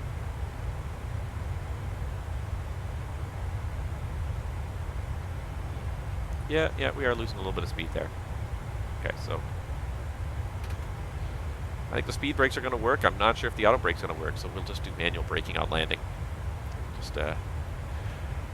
We'll just do it that way.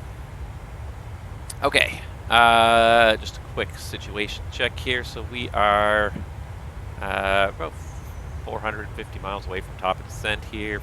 Top of descent 1742, 1 hour till top of descent. So yeah, definitely in the real world, I would spend some time reading the electrical system and see if I can figure out what has happened here. Again, I don't want to go messing around with buses. I don't think we can do bus resets here. We got a bus transfer switch, but that's about it. We can't do individual bus resets. And I frankly wouldn't necessarily want to if I didn't know what the problem was. Because chances are if it's faulted, if there's a short or something, you don't want to restart that short. You want those electrical systems isolated if they're faulty and let them deal with it on the ground. We have more than enough to continue, so. Whew. You guys are making me work for my money today, anyways. I think we've kind of handled that situation, though. I'm not going to fail anything else at this point. That is a good enough failure for me. Let's see if I can remember how to do this here. How do I even... yeah, I can do this. So I can take the roll of the FO for the landing. That's going to feel weird.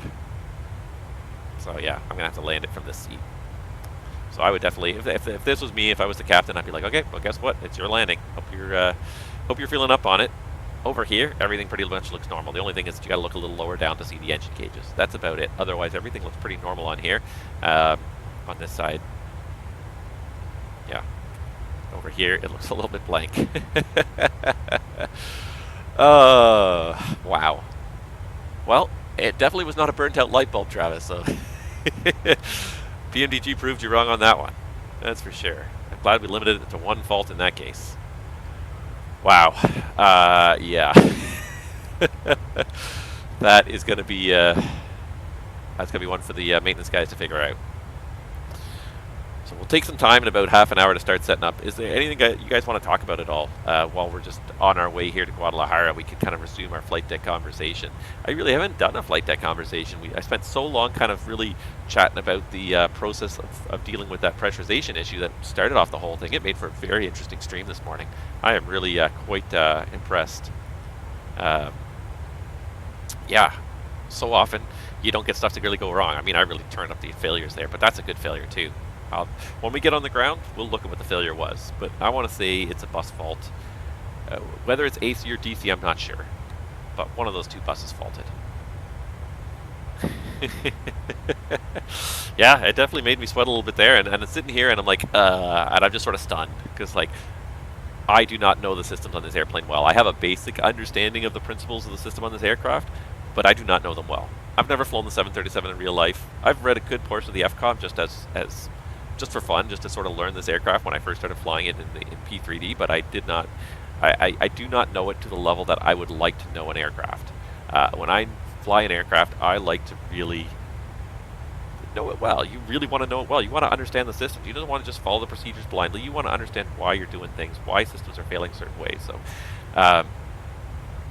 this failure has completely highlighted my shocking lack of systems knowledge on this aircraft. I understand the basics of the systems. But yeah, I definitely do not know them well. But this is the kind of thing as well that would prompt you as a pilot to really kind of learn. Chances are when you get there, you're going to be exhausted, but you're going to hang around, wait for maintenance for a little while, and talk to maintenance and say, hey, so what's going on here? What's the likely culprit? What are you guys going to look into? How are you guys going to try and fix this? That's the kind of thing that you would. That's the kind of thing that you would want to use as a learning tool. Now it's happened. You'd want to learn from it. What could we change for the future? How can I enhance my knowledge from having experienced this?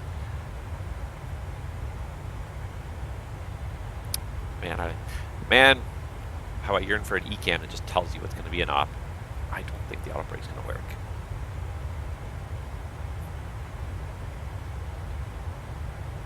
I'm not 100% sure, but I feel like the auto brake's not going to work, so we're not going to trust it.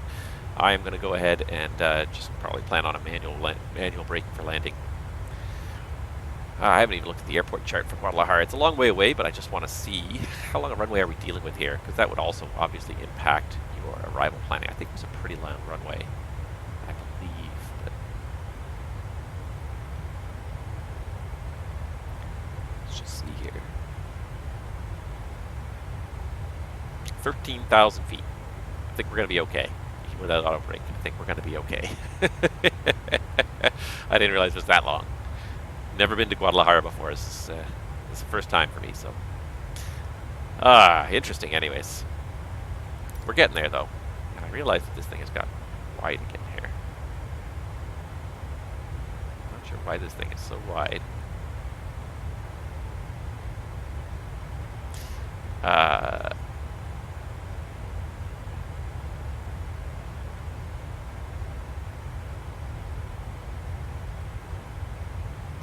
Mess with this a little bit here.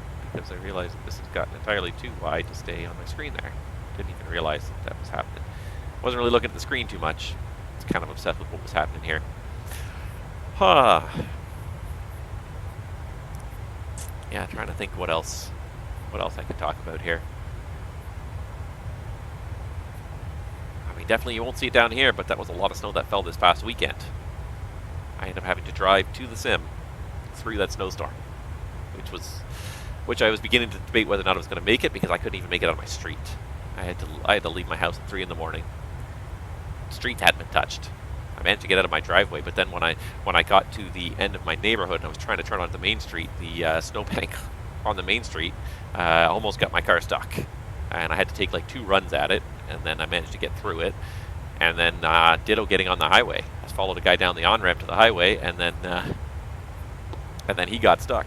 And somebody with a big truck had left like had swerved through the snowbank onto the highway, gone like at a 70-degree angle through the snowbank onto the highway. And I kind of look, and I'm like, it's 3 in the morning on a Saturday morning. There isn't much traffic. I can see some traffic about like a half kilometer away. So I just gunned it through there, 70 degrees, went like across like 2 lanes of traffic before I kind of centered myself back out again. But I'm like, you know, that's the only way you're going to get through at this point.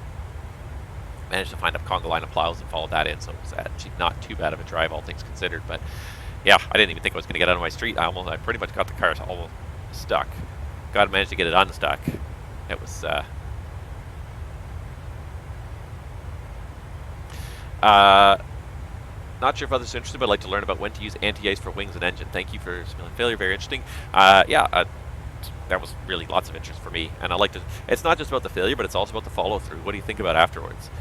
So, I believe the 737 runs very similar to most other jets. If you've got manual icing, which is normally for most aircraft, it's going to be based on the TAT temperature. So your true air temperature, which is basically. It's your outside air temperature, but then it also compensates for the fact that as you're moving forward through the air, you create friction, especially as you start to get across about Mach 0.5. The amount of friction you create on the front of the airplane because of your factor moving through the air and compressing the air as you move through the air, it actually heats the air as it hits the airplane. So the air hitting the airplane is warmer than the actual like ambient temperature outside. So the ambient temperature outside is probably something on the order of -50, -55. But the airplane is only perceiving like -27 right now. So the TAT right now is showing -27. That's kind of the perceived temperature of the air hitting the airplane. So the general rule for most aircraft, and I don't know if this is exactly the same for Boeing, but we can look this up in a second. But generally, if the TAT is below +10 degrees Celsius, so if you're in flight, and your true air temperature is below +10 degrees Celsius, you should have the engine anti-ice on. Wing anti-ice is usually reserved for when you're actually picking up ice or when you expect to pick up a serious accumulation of ice. So wing anti-ice is usually used more reactively when you actually see that you've picked up ice and you need to get rid of it. Whereas engine anti-ice, usually you put it on as soon as you're in icy conditions. So if the temperature is below +10 Celsius and you're passing through visible moisture, so any kind of cloud, fog, snow, rain, anything like that, any visible moisture, and the TAT is below +10. Usually the same on the ground. So if the TAT, which usually because you're not moving fast is the ambient temperature, if it's below +10 on the ground, you'll usually put the engine anti-ice on. Even if there's no visible moisture, it's not raining or there's not foggy, but if the surface conditions are wet, so if the pavement is wet and it's below +10, or if it's snow covered or any kind of contamination on it, you'll usually put the engine anti-ice on for taxi in and out in those conditions as well. Let's see if we can find the indication, the limitation here in the FCOM. So since I've got the FCOMs out here, I really wish there were bookmarks in it so you could skip to the correct chapters. But this is the only thing I hate about this PNDG FCOM. Is trying to find the chapter you're looking for when you want it, because there's no PDF bookmarks anywhere. So let's see here. It would usually be under supplementary procedures, so SP, chapter SP. So let's go to chapter SP. Is that before or after performance? Let's just have a look and see if I can come up. That is what I believe to be the correct procedure. So it's before performance. So SP is before performance. So there's tons of performance here. So SP, let's see here. Supplementary procedure. So usually icing's under supplementary. Supplementary Chapter 7. I think Chapter 4 is going to be anti-ice, if Chapter 3 was anti-ice. Here we are. Alright, so tests. Section 3, anti-ice operations. So this is page 3.1. So anti-ice operations, surfaces visual, takeoff. Power test, window heat, lights on. No, it doesn't actually talk about it. So this one, it just talks about the tests and how to do de-icing. Requirements for the use of anti-ice and operation procedures for engine anyway. Supplementary procedures. First, weather. Ah, there you go. So it's directing you to SP16, SP Chapter 16. So let's find it. Let's find it together. Let's read it together, and then you'll know. All right. So starting right at the beginning of this one, takeoff on wet contaminated runways, cold weather operations. Icing conditions exist when the outside temperature on the ground or the true air temperature in flight is 10 degrees or below, and in the following exists visible moisture or ice, snow, slush, or standing water is present on the ramps. Do not use engine or wing anti-ice when OAT on the ground or TAT in flight is above 10 degrees. So don't use it above 10, but you're supposed to turn it on at 10 degrees. And pre-flight, let's see what it says here. Engine anti-ice operation in general on the ground. So engine anti-ice must be selected on immediately after both engines are started and remain on during all ground operations when ground icing conditions, as we just defined, are anticipated. So when engine anti-icing is needed, we also turn on the engine start switches to continuous if it doesn't have automatic ignition. Anti-ice on, verify the cowl valve lights open, and when the anti-ice is no longer required, we turn it off. Wing anti-ice on the ground. Use wing anti-ice during all ground operations between engine start and takeoff when icing. Oh, you stupid. Stupid MSFS. Alright, wing anti-ice on the ground. Wing anti-ice during all ground operations between engine start and takeoff when icing conditions exist or are anticipated unless the airplane is or will be protected by the application of de-icing fluid. So if your ground icing conditions and you're not using de-icing, you have to have the wing anti-ice on as well. Verify the valves open. When it's no longer needed, turn it off. Before taxi procedure, 1 and 2 generate switches. Just okay, that's not really affecting anti-ice. Flaps. If taxi route is through ice and snow or temperatures in low temperatures or precipitation falling, taxiing with flaps extended subjects the flaps and flap drive to contaminants. Leading edge devices are also susceptible. So oftentimes during taxi out, you'll leave the flaps up until you get to the runway if you're taxiing in icing conditions. There's also run-up procedure. We can talk about that. Sorry, I didn't even see the comments here. The explanation's right on. That's how you use it in the real plane. Yeah, and that's based on my knowledge. Like, I have not flown the real 737, so that's kind of based on my knowledge of other jets, but most jets, it's the same. And then fan ice removal, so you can do engine runs if you need to. Let's just talk about the in-flight one quickly here, if I can. Where's the in-flight? Did I miss in-flight? Wing anti-ice operation. Ice accumulation on the flight deck window frames, windshield center post, or the windshield wiper may be used as an indication of structural icing conditions and the need to turn on wing anti-ice. The wing anti-ice system may be used as a de-icer or anti-icer in flight only. The primary method is to use it as a de-icer by allowing ice to accumulate before turning wing anti-ice on.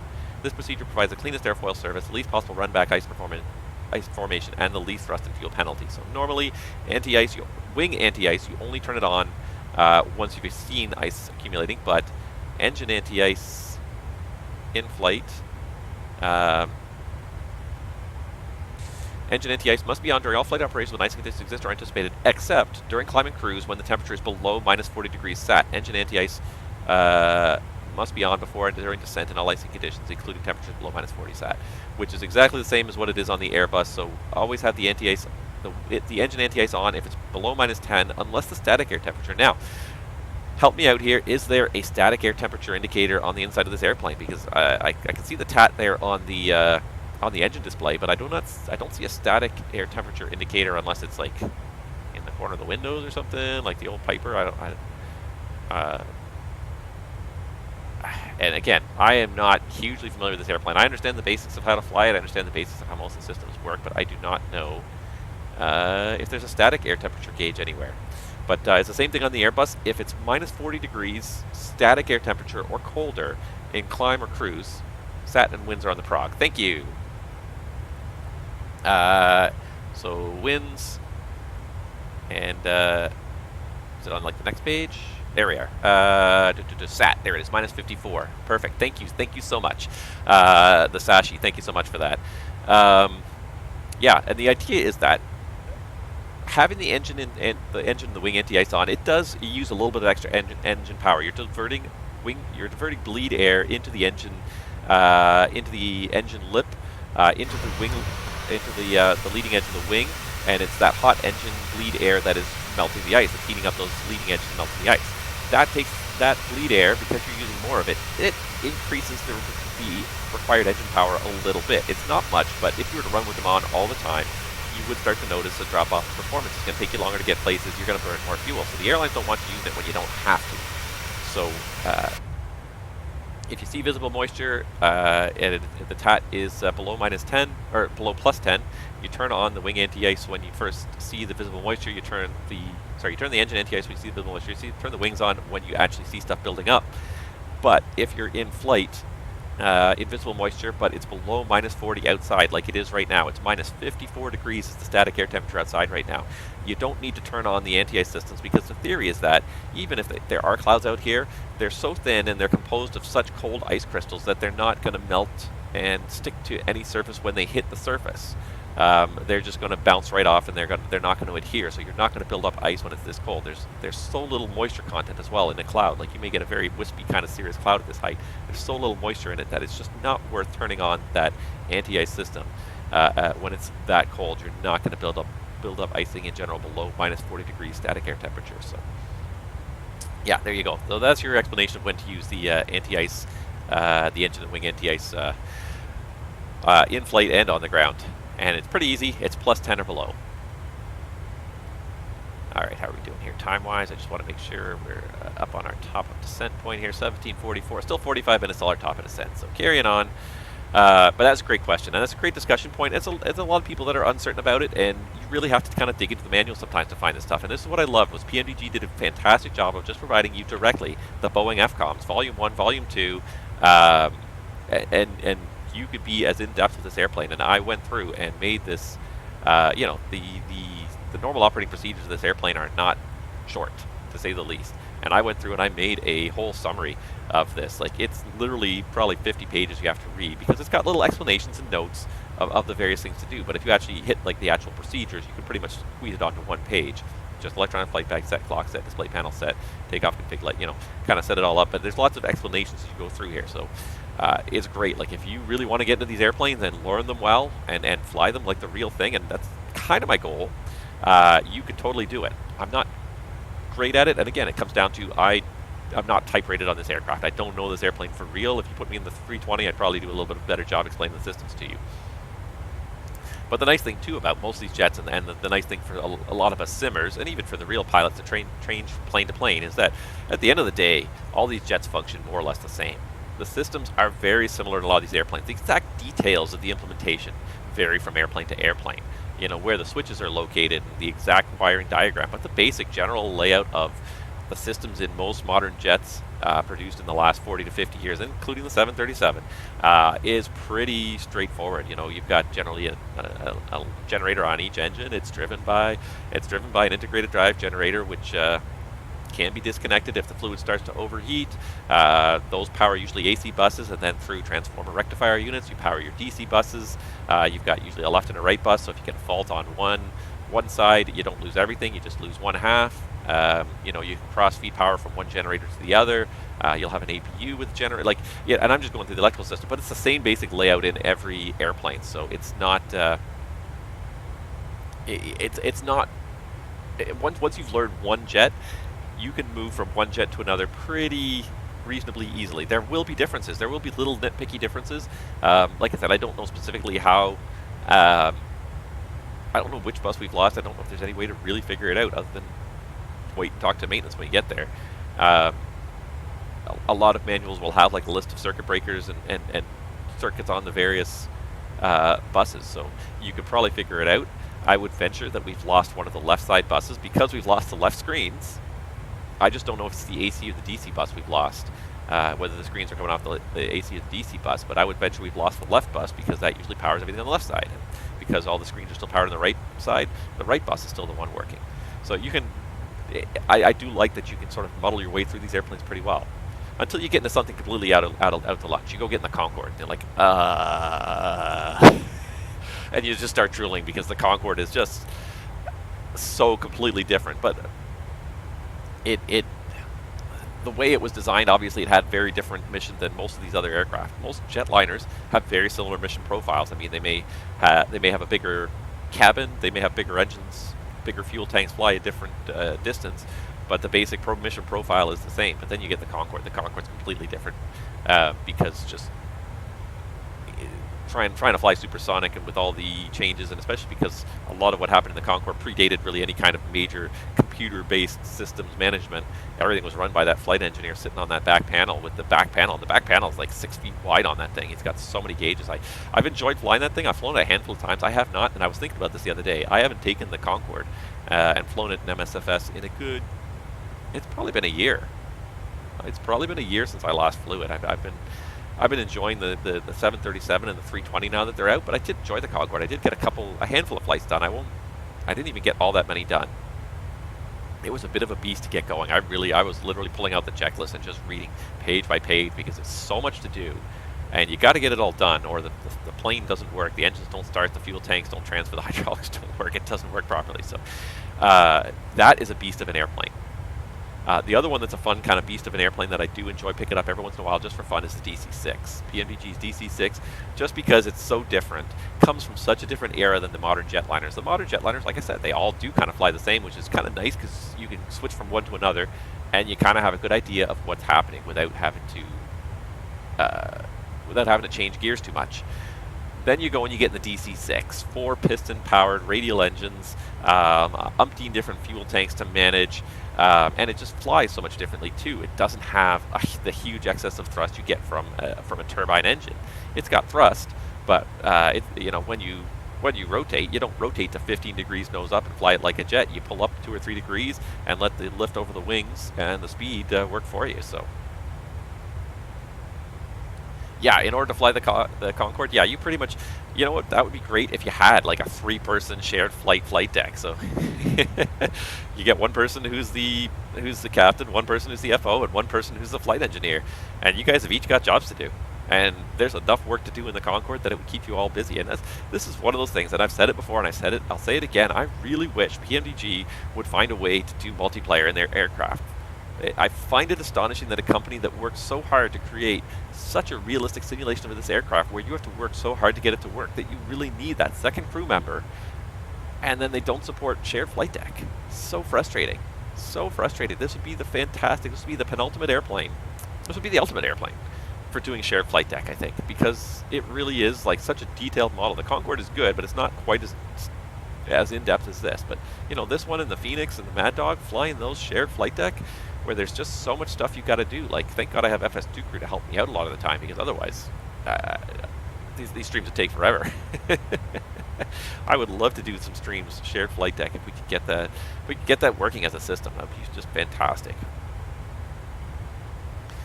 One thing I'm going to do, I think, right now, while I'm just thinking about it, because we're still quite a ways away, we can get some information about an arrival gate. I don't know if it's actually going to be published or not here, but let's see if I can find a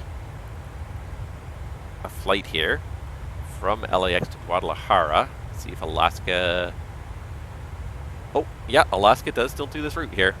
Sometimes I find when I go into a pilot's life, sometimes they won't have, you know, the routes won't be up to date, but there is a route, Alaska route. And they said when they went to Guadalajara yesterday, is this yesterday? Yeah, yesterday, they went to Gate Bravo 13.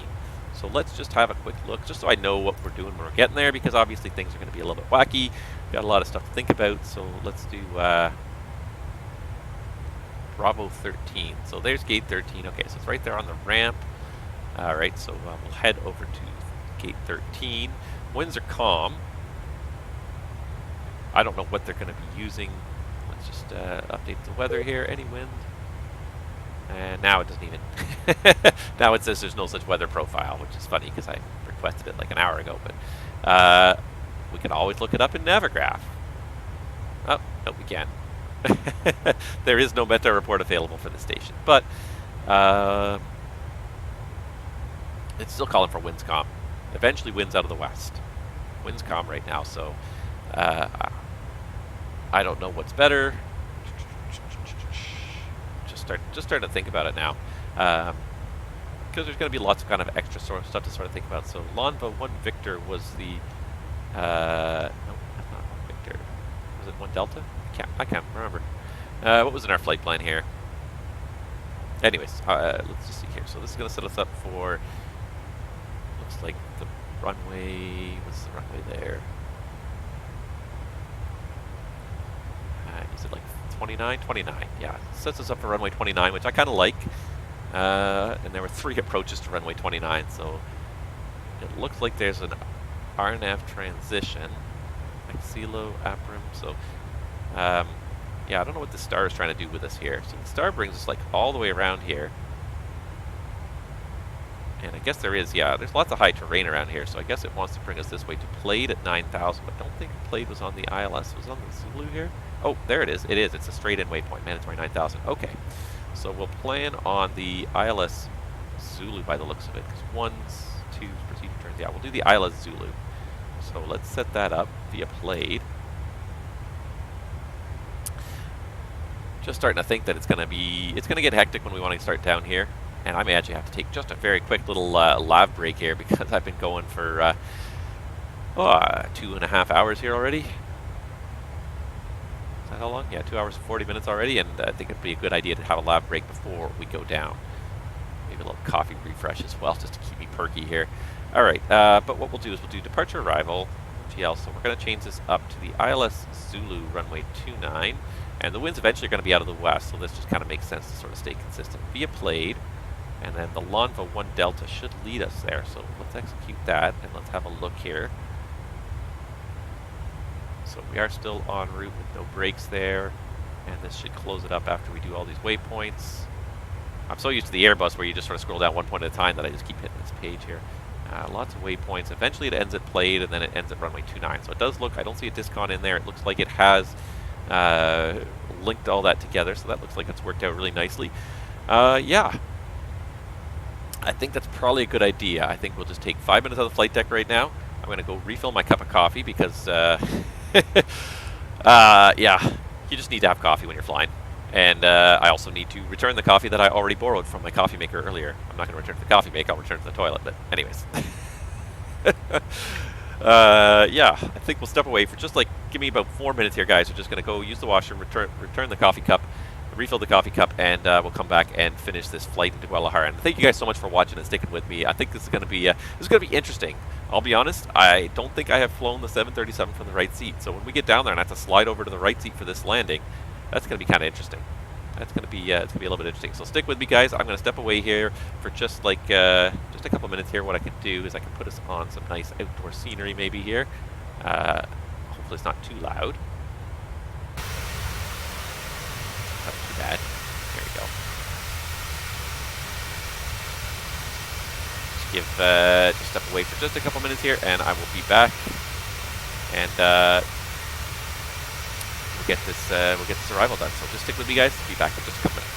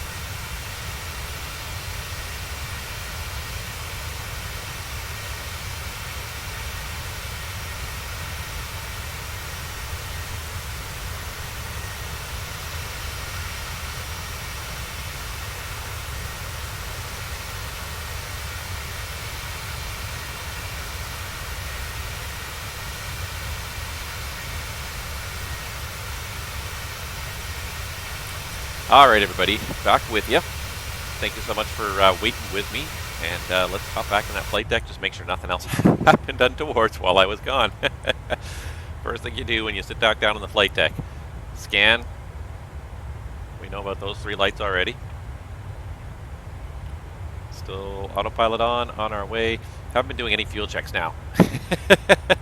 I've been very remiss on doing my fuel checks now because I get distracted by everything that's going on here.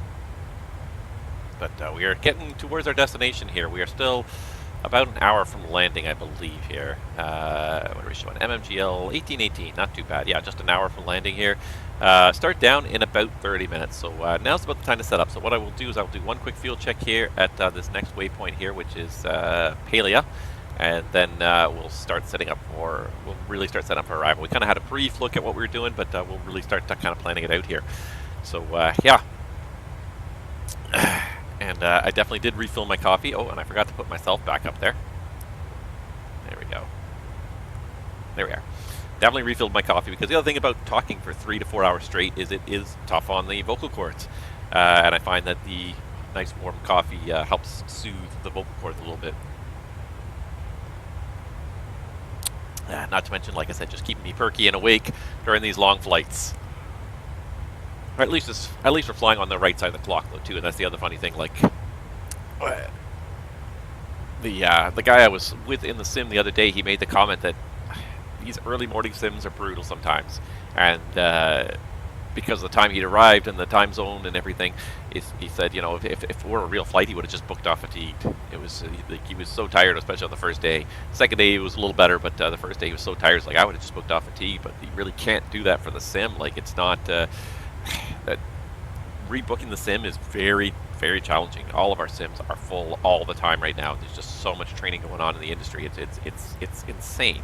The whole industry has just absolutely gone insane and lost their minds. No idea what they're doing. There's just everybody is competing so much for these couple of pilots that are left. There's so few pilots that I did run into somebody the other day. I think it might have been one of these streams, and you know, they were talking about getting their pilot's license, and I said one of the worst things you can do though is start at an airline before you get your ATPL. So in Canada, you don't have to have an ATPL you don't have to have 1,500 hours to go start working at an airline. You could start working at an airline in theory at 200 hours. Most of them won't take you at that point, but they'll probably take you before you hit 1,500. The trouble is if you don't have enough PIC time or whatever to get your ATPL when you go start working for that airline, you're going to shoot yourself in the foot in the long run because you'll never be able to get enough time. You'll never make enough money as an FO to be able to pay for enough time. That's not what I'm looking for. I'm looking for this. So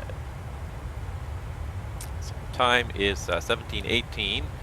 If I can find where Palia is, because I skipped a whole bunch of waypoints here. There it is. We're actually early. Nice. And if I'd been tracking it properly, I would have probably seen this sooner. 17:18, and fuel on board, and I gotta look down to see this, is 12.8, which is well above the plan. Despite our little problem with the aircraft earlier, we're actually burning less fuel than we'd planned on, so that's good. Good. So we're a little ahead of schedule, we're a little under on the burn. Our scheduled arrival time into Guadalajara as well is supposed to be 18:15 Zulu, so we are not going to make that, but we're not going to be very far behind it. We're probably going to be within 10 minutes of sched. Definitely within the 15-minute window that airlines usually consider on time, so that's not doing too bad, all things considered. Oh, you guys been chatting here. It's probably because it's so complicated that getting everything synchronized different, and there's nobody to pay for developing it. True, I'd be happy if they had a weather radar. Thanks to Sobo. And 100% I get that. The complexity of this aircraft for trying to set up. I'm assuming you guys are talking about multiplayer still, and I just missed that part of the conversation. I kind of get that, but I've seen reasonably complicated airplanes make it work, and it's not always perfect, by all means. Aerosoft kind of made it work with their Airbus family. It's not a fantastically complicated family, but it worked. They made it work, but I realize that there's a lot of technical issues potentially with it. But if I tell you the first developer that can find a way to make it work will sell a lot more airplanes.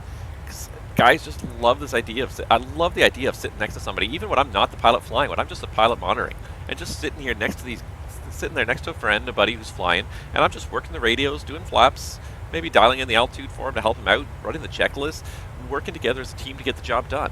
I don't even care that I'm not the person flying. I don't care. I love sitting in the right seat, or even sitting in the left seat, whichever seat. I love being the PM in these in the shared flight deck environment. It's fun to be the PM. It's fun to be the guy talking on the radio while the other guy does the work. But it's fun to work both ways. Both guys both people have a very important job to do. They have their separate divisions.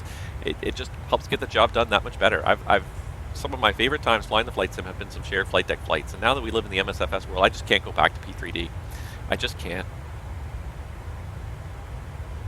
I yearn for it though, because there were a handful of airplanes. I mean, the Mad Dog. You could do it in the Mad Dog. The Mad Dog was not a simple airplane by any means, and they had a multiplayer setup that worked. It wasn't perfect. It wasn't fantastic. It didn't work every single time flawlessly, but it worked. You could get in there. You could and it's funny, like when you just first start doing it, and you're just like, okay, did it work? Did we connect successfully? And you just start moving a couple switches. You see the other guy in your flight deck is moving your switches around. You're like, oh my gosh, it actually works. Somebody else is controlling the switches. All right. That first couple of minutes when it actually works, it's like it's heaven. You're just like so excited to get out there and fly with people. Working weather radar, I think, is coming. It kind of exists a little bit in some of the default airplanes. You can kind of see the NEXRAD satellite weather radar overlay, so it's getting there. I'm pretty impressed that the terrain works. That also is not an easy thing to necessarily deal with, and they've done a pretty good job of that. I would bring it up on mine, but it won't do any good, so I can bring it up on this one here. There's plenty of terrain around here. The fact that they've got working terrain, that's a good step in the right direction, and that's something that I think Asobo surely should be really responsible for, though. Asobo should be responsible for dealing with terrain and weather radar, because the EGPWS system and most of the weather radar systems are basically very common between most types of aircraft. So why have every developer reinvent the wheel and create their own GPWS database and terrain database and all that stuff when the overarching sim could implement it, and then the various add-ons could use an SDK to access that information and display it properly. So to me it does make sense, and because you could do terrain externally. You could do terrain just purely based on the lat long of the airplane you're getting from the sim, and completely have it externally hosted. But radar obviously needs to be linked to the sim, so that kind of goes without saying. But even terrain, because it's fairly universal, it's something you should probably should be developed once and able to be used by everybody. Anyways, let's start setting up this arrival here. So we're gonna do a flaps 30 arrival here. Just to keep the speed back a little bit, just in case we don't get. I'm not expecting auto brake, so I'm going to do manual braking, but in case we don't get slat deployment or anything else goes wonky, we're going to do flaps 30, so it's going to be a reasonably slow approach. So VREF at 132. I could do a landing distance check, but on 13,000 feet, even without auto brakes and reverse, I'm sure we would make it. So let's just set up the arrival here. Let's set up the ILS first, actually. Let's just set up the ILS, and then we'll review the whole thing here. Alright. That was up. Alright, so the ILS frequency is going to be 111.3, 288. So 111.3, and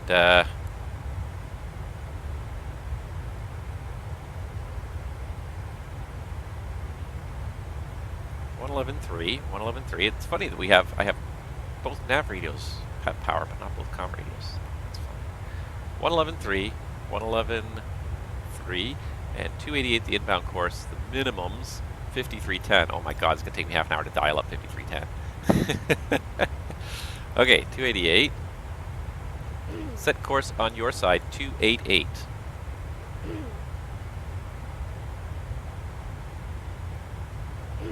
Set course on your side 288. 288 set. Thank you, Mattias. Okay, 288 is set, and what did I say? 5310, I think I said. One more time, 5310. Yeah, ILSDA 5310. Oh my God, I'm just gonna sit here and hold this minimums button for the next 20 minutes while it dials up. I imagine in the real airplane, it's not that bad.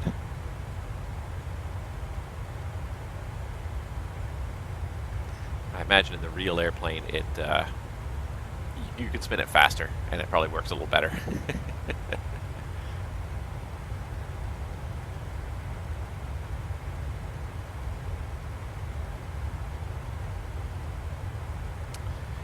Alright. Then I think we're just about set up for the brief. And the real airplane accelerates the longer you hold it. Yeah, yeah. It's kind of what I figured. Kind of like most airplanes, the more you twist the knob, the faster it goes. And it's usually 99% of the time, it's not a problem. But then you go to Mexico. You go to this high altitude airport and you're like, oh my god, why is the airport at 5,000 feet? Or you go to Calgary, it's like, why is Denver? Why is the airport at 5,000 feet? And then you go back to Los Angeles, you gotta dial it back down again. That's okay, because the next time I power the airplane on, it'll reset itself. We're not doing the return flight today. This airplane is broken when we get to Guadalajara. It's gonna need some tender, loving care from maintenance. We are not taking it back anywhere. I imagine any kind of electrical fault, that's going to be a couple of days probably for them to diagnose and fix it. You hold it to the stop, it's a left or right toggle. Okay, yeah, see, that's what I thought. That's one thing that I guess is not modeled correctly in here. There's a few things that I find bug me about the PMDG model. The other thing that bugs me about the PMDG model, and it's a minor thing, but it bugs me because it's still not fixed and it's so obvious, is that the rad alt is based on the barometric altitude. So you could be sitting on the ground, but if the altimeter's not set correctly, the rad alt will show you as being at like 50 feet or minus 50 feet. And PMDG has always been like that. It always bugged me. So if you don't have the correct altimeter, or if the altimeter is shifted slightly since you set it, the rad alt will look weird. Oh no, it's at 52. Sorry, it's 52. Keep going. 53.10. Hooray, we made it. At least I don't have to set it on both sides. Oh, mercy. Alright. I think we're ready for a briefing. You have control. I have control. Are you ready for the approach briefing? Go ahead. Alright, so we're going to review it in the FMS as we go through it here. So we're starting off with the Lonva 1 Delta arrival to Guadalajara. This is on plate 10-2 Echo, effective the 15th of April of 22. It is an RNAV arrival. Transition level is 195. Let me think. There's a way to set the transition level. Is it on the descent? Speed, target speed.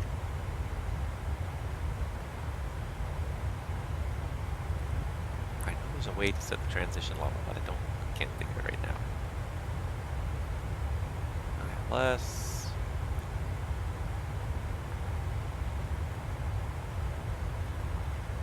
Oh, there it is. Transition altitude 195. Right. So transition level on the descent 195. Inches, millibars on request, RNAV 1, GNSS required, and radar required. So I'm going to read this pretty carefully because I've never been to Guadalajara before, but it seems like a pretty straightforward RNAV SID, or RNAV star, excuse me. Lonva, above flight level 200, GL828 below 820 below 16,000, GL821, GL822 below 15,000, Volin at 13,000 exactly, GL824, 230 knots at 13,000. GL825, also 13,000. You pick up a theme here. GL826, 13,000. GL827, 13,000. GL828, 13,000. Then played 9,000, and that's where we pick up the ILS. So we're doing the ILS Zulu to runway 29 in Guadalajara. It's effective, it's 11-6, 23rd of February of 2023. IGDL 111.3 and 288. So let's just verify that I did get those in there correctly, because it's going to be a little bit wacky on the approach flying around the wrong seat here. 288, yeah, that's all in there correctly. The mandatory altitude at GL 981 is 7,700. And I see, so after played 980 at 8,300 or above, 981 at a mandatory 7,700, and then straight down to, that's the FAF runway 29 on the glide slope there, and the ILSDA of 5310, and we've got 5310. It is set correctly. Airport elevation is 5,013 feet, so we got 5,000 feet set there. The missed approach is climb on a track of 288 to GL 704 and proceed on the missed approach track to Aprim. 704 around to Aprim. and continue according to ATC instructions. I've got a 10,000 mandatory at Apram here, which would be mandatory if we want to retry the approach, and it makes sense because there's a mountain up to 8,000 underneath it anyway, so kind of like that. The Guadalajara VOR is basically on the field. The MSA highest is south quadrant here, 11,700. GNSS required, RNF 1 required for initial, intermediate, and missed approach. 3/4 of a mile visibility. It's just a beautiful VMC day. 2.8 degree glide slope, a little bit shallower than normal. That's fine. That kind of makes sense with the higher altitude anyways. A little bit less performance. And that's it for that. Landing on runway 29. We'll take a convenient right turn. We'll try for echo or the intersection, because if we don't make that, we're going to have to roll all the way down to the end and circle back. So we're going to try for echo or the intersection, and then go to Cape Bravo 13. We'll go via Alpha, enter Bravo, and so around here somewhere, Bravo 13. We'll set up GSX to meet us there. Let's see here.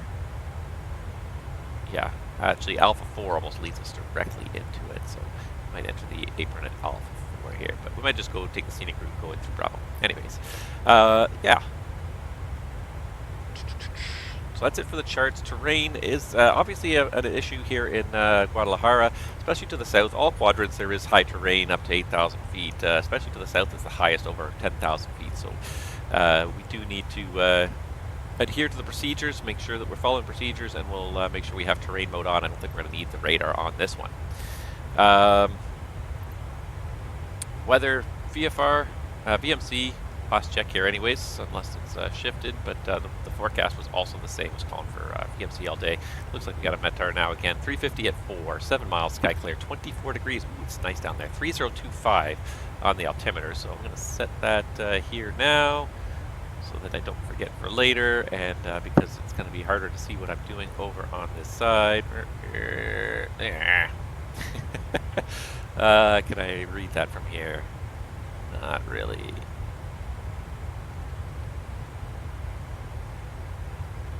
That looks like 3025, I think. Yeah, 3025. Perfect. Okay, so that's set. Operational. Man, let's just do a quick little check here. Yeah, we got about 80 miles of top drop. Operational. So we obviously have a major operational issue with the some kind of a bus fault. The left side is not working. We don't have comm on number 1, so we're using number 2 for comms. That's fine. We won't be able to call the station or anything, but we do have still communication capabilities. We could steal comm 3 if we absolutely need to, but rather have the ACARs working than listen on comm 2 or comm 3. Let's see here. So obviously it's going to be a right seat arrival, so I'm going to switch to the right seat when we start our approach, and I'll try to do my best to land from the right seat. It's going to be weird, but we'll do it. Yeah. And not sure if the auto brake's going to work. That's my biggest thing. I think the spoilers will work, but I'm not sure if the auto brake will work, so we will just use manual braking on this arrival. And if I had a distance calculator on my piEPS, I would use it. I think that's all I need really for that. So the other, of course, operational is NOTAMs. Let's have a quick look at the NOTAMs down in Guadalajara and make sure that now that I finished briefing the entire approach, nothing impacts our arrival.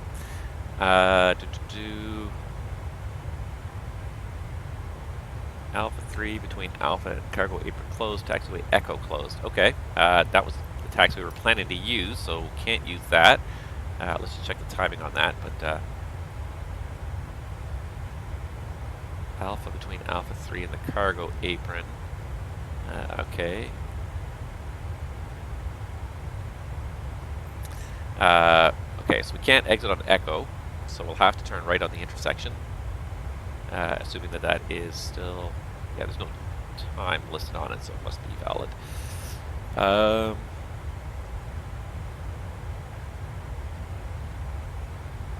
Terminal approach radar, primary and secondary restricted scope, Alpha 4 closed. Bravo, 1129 and Alpha closed. Okay. Alpha between 02 and 11. Yeah, that's fine. 1129 closed. Oh, you gotta be kidding me. Oh, hold on, here's the dates. Where's 10? what day is it today? Today's the 6th, but anyways, from 6:30 to 10:30, 6:10 to 9. So it's in the middle of the night anyway, so it doesn't affect us. All right, so it looks like we're okay. And let's just check the weather at our alternate too while we're at it, which is Polciano Arriaga, which I'm not familiar with, but it is also calm winds and basically clear skies, cap okay. All right, I believe we've done that fuel check. So we need 5.6 to go off to our alternate, and we are estimated to show up with 9.2. So we got more than 3 tons extra. I think the flight plan overplanned our burn here, so we got lots of extra fuel. We're doing well, and I think that's about it. Any questions? No questions. I have control.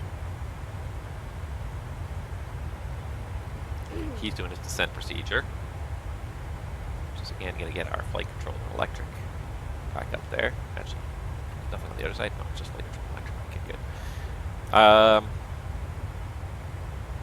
Yeah, so one thing I was going to think about here, and I wonder if this might help. You have control.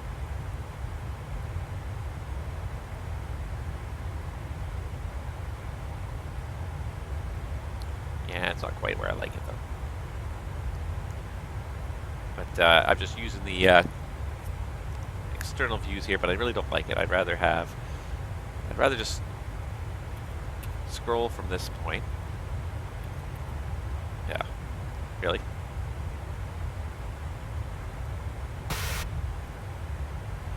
Now it's reset this as my center position here. Okay, then we'll go with that one. And I'd rather just scroll over from this point here. And be something like that. And that's going to be B for arrival. Flying from the right seat.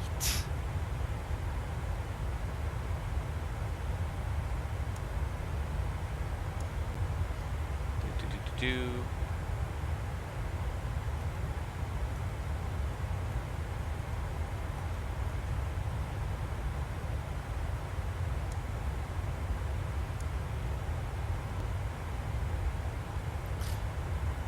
Now, having never flown from this seat, how do I make it look more like...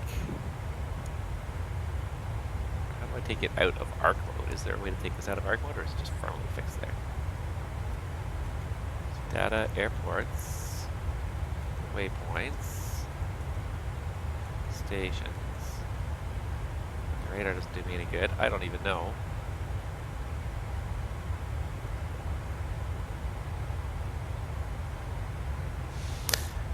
What's the name of that plugin you're using to access the menu items again? It's called Flow. I don't know if you can quite see it up here in the corner, but it pops up this little name here.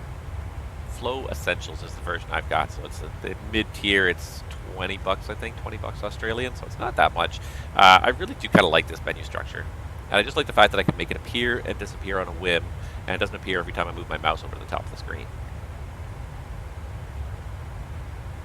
So yeah, so this is another question for my 737 expert is how do I get a normal arc mode on here?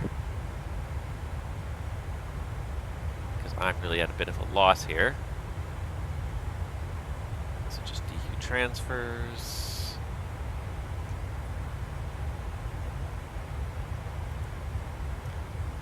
Oh, that's how you do it. Press the center button. That's right. I got it. I got it.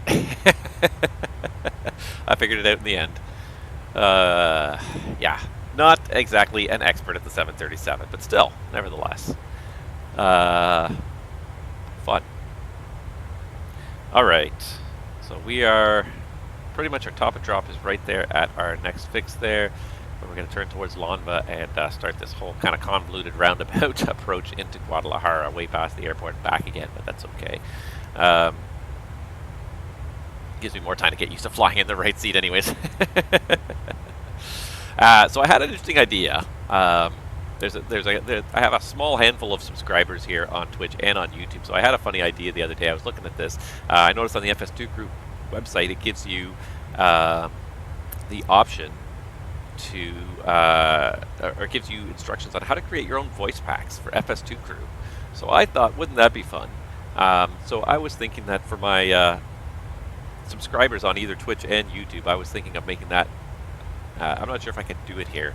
I'm not sure if I can if there's actually a way to make the file available. I might even have to switch to a different system, or maybe I can do it through my Discord. But I was going to make a voice pack for FS2 crew and make it available to my subscribers who would like to fly with me as their FO. I thought that might be a fun little reward for subscribers. It's purely hypothetical at this point, and I have not even had time to think about it. Last week was all review. It's you know, when you're going in the sim, especially first recurrent in an aircraft, you're feeling the pressure. You're really feeling the pressure. I would like to go backwards a little bit. I feel like we're just a little bit close to the. There we go. Oh, you know why? It's because I was leaned in. That's why. It's gonna feel awkward.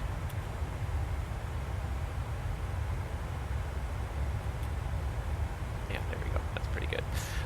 Yeah, I thought that'd be a fun little thing to offer to people. But yeah, this is Parallel 42's flow. There's 3 versions. There's a free version, so you can download the free version, and you get this like the circular menu free. That is the free version. It's a circular menu, and it gives you a couple of other options. The big thing you get with the Essentials version is you get a whole bunch of nice widgets. So I've got a bunch of different widgets here, but you can very quickly do an offset of the clock. So if you're flying daytime or nighttime, or you can just reset to real time you can reset to real time very quickly. You can make sure live weather's on really quickly. Their camera widget, like I said, is really kind of neat. It's got a whole bunch of different views. So if we go to the external views here, we can do a whole bunch of really nice external shots really quickly here. That off to one side so you guys can see it. But it's got like it's sort of a little bit a la Chaseplane. It's not perfectly Chaseplane, but it's sort of you get the idea. It's kind of a little bit like Chaseplane used to be, and I think that's kind of what they're going for, as best they can. It's not. I think the way the SDK and everything is set up with MSFS, it's not necessarily easy to do. The SDK, but I hope that Parallel 42 is going to come back and try and do this again at the end, and I think they are. I feel like they are like kind of working their way up towards recreating Chaseplane again, and I think that would be a great thing. But yeah, so the Essentials version comes with a whole bunch of different widgets that you can add to your aircraft here. That one is probably one of the best ones. I think is the camera widget there. I don't think I have too many of their other widgets, but they have a whole bunch of stuff that you can use, and you can just directly control your airplane, open and close doors from the menu directly. You can add buttons to do these things, change the weather to instantly to certain things. You can have a whole wheel of just weather, custom panels, change the time of day, even tune the radios, transponder, all sorts of stuff. So. Just lots of very useful widgets, and then the highest tier basically gives you the ability to integrate it into streaming software. So I thought about it. I'm really not huge on like integrating the conversation on the screen. I like to see what's going on. I like to have the conversations, but I like to kind of keep it separate, segregated from like my focus in the sim. But yeah, there's tighter integrations for doing all sorts of stuff with online streaming, and there's also better integrations for. Or there's also customizable widgets, so other users can write widgets, and you can install them. So with the Essentials version, you're limited to the widgets Parallel 42 has provided to you, but with the Pro version, you can write your own widgets, and you can use customized widgets that other people have set out for you. So, all right, looks like we're coming up to our top of descent point here. Descent checklist. Descent checklist. Pressurization. Landing altitude is 5000 feet. Recall checked. Auto brake. Level 2. Landing data.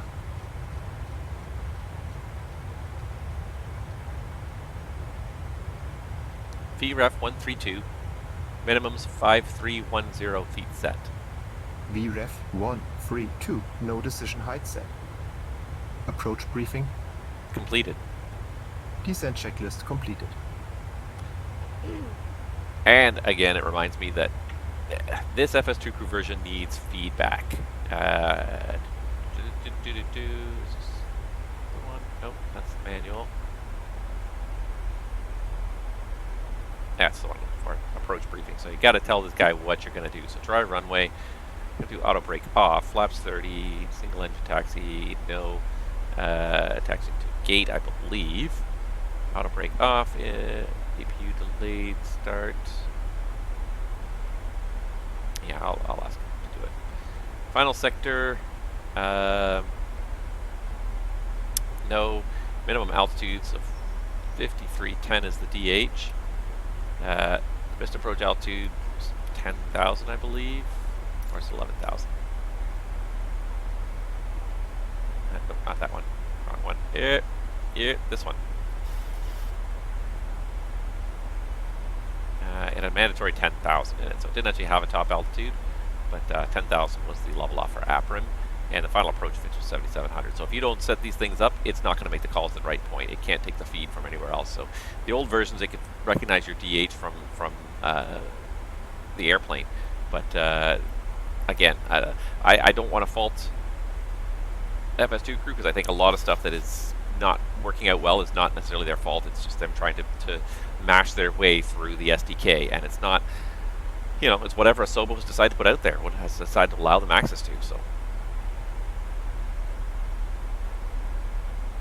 all right, but we are just on our way to Lonva, and then we're all the way down to 13,000 feet. So, kind of level off at 13,000. Was it 13 or was it 11? I'm pretty sure it was 13. Yeah, the first one is 13,000 at Bolin, so we're going to go all the way to 13,000 at Bolin.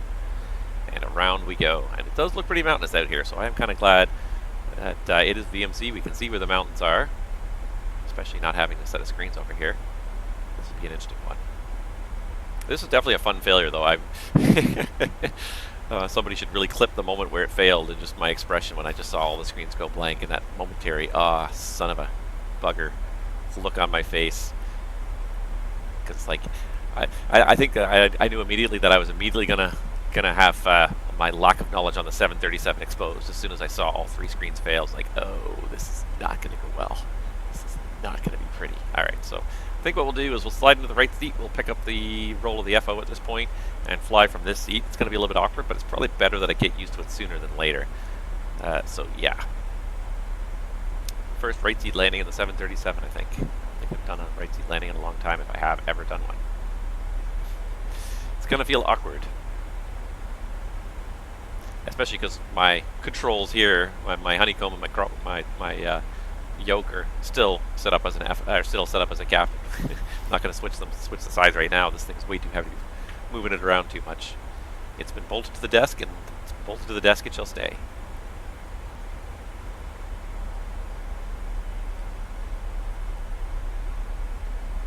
Excuse me, need a cough button. It's getting a little sore there. Alright, so he did the descent checklist. Tried to pay a little bit more attention. I'm going to try and pay a little bit more attention to my FO. I'm not going to trust him. Of course, now I am the FO, so I guess I can trust myself.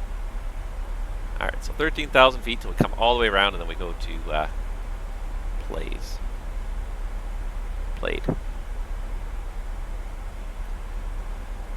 And maybe I can cut in a little earlier.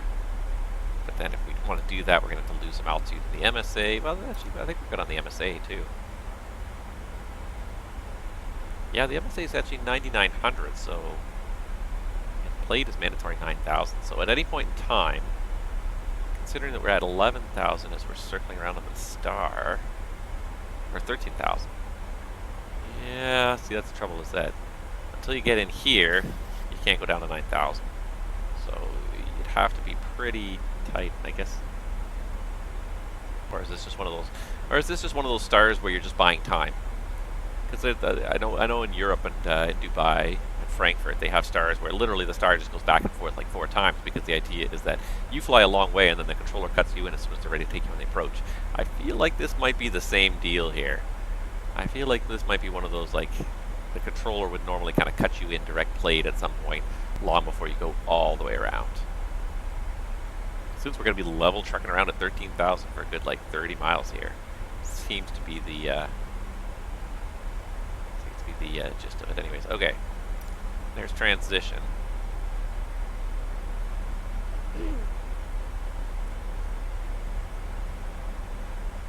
Latest one. Checked. Transition, set altimeter 3025.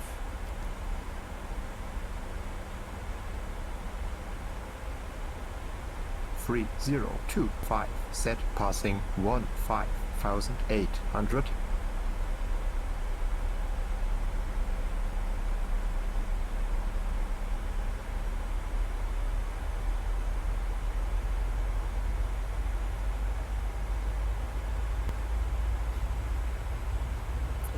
That was a bad time to do the altitude check because the plane just leveled off. That's funny.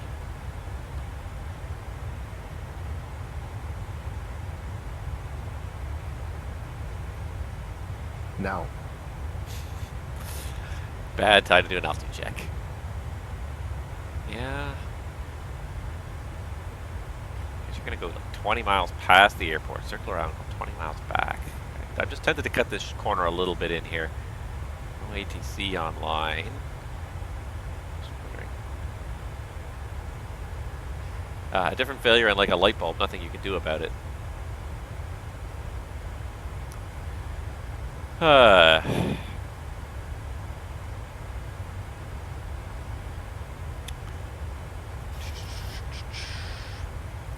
I wonder if we can cut this in a little tighter here. I'm just going to have a quick look at my VATSIM over on my other screen here, see if there's anybody else heading in here, but I think we're... you know what, and it's funny, there was actually an American that just took off from Guadalajara like a couple minutes ago. It's outbound. Yeah, but I think we can probably cut it in a little tighter. Once we get within 25 miles, that's the key, is the 25 miles from the Guadalajara VOR. So actually, let's do this. Let's help ourselves out. And I'm trying to remember here. Fix, that's right, there's a whole separate button just for fix. So it's off the GDL VOR. So let's do GDL. So a 25 mile radius around the GDL VOR, and then we can get ourselves down. Oh, /25. There's the 25 mile around the Guadalajara VOR. So at some point around maybe 824, 825, we'll cut in direct blade. When we're inside this VOR, we can go down to 9,900. And yeah, it's only be 3,000 feet to lose. If we get the speed back, it shouldn't be too much of a problem. So we got a decel coming up here for GL824 is at 230 knots. So yeah, we'll give ourselves direct once we sort of get the airplane slowed down. Self-vector over there.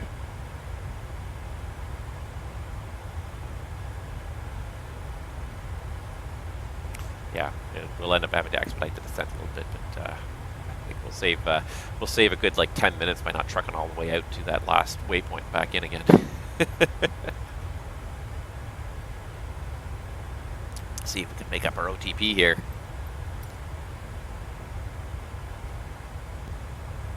That is one hell of a canyon that cuts through there.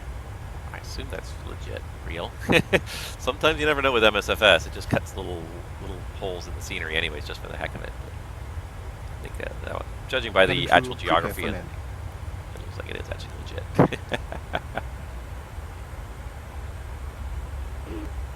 Approach checklist. Approach checklist, altimeters. 3025 inches set. 3025, set, approach checklist completed. Alright, so we're just about to level off at 13,000 feet. Alright, you're 14 for 13, and we're going to hit our decel waypoint here shortly. The Guadalajara is off. It's got a little misty over there, so it'll be a good thing if we get established on the approach nice and early.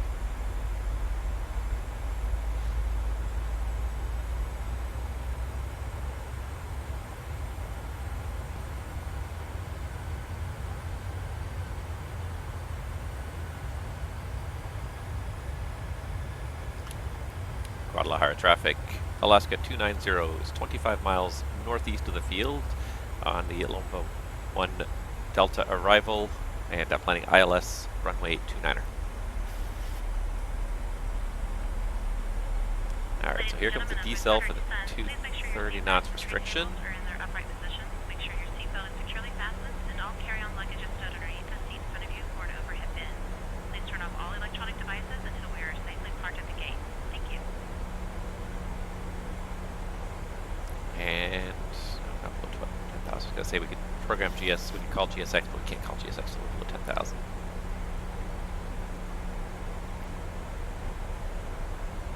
So she's decel all the way to the 230 knots here. She's doing a pretty good job.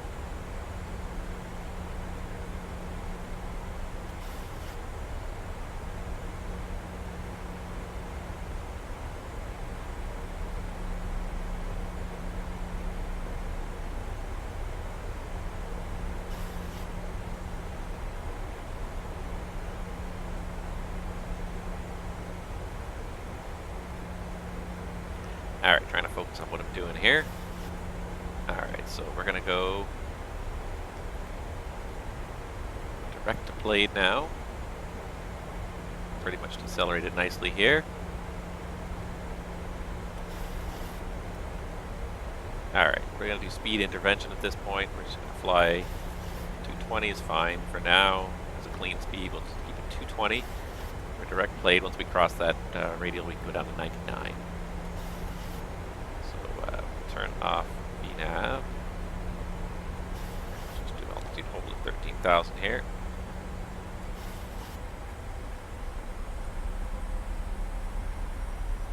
Alright. Yeah, I don't like going all the way around there at 13,000 feet. I kind of saw like repeated hits at 13,000, repeated waypoints at 13,000 feet. I'm like, this seems inefficient. Unless we're specifically trying to make it over some terrain there.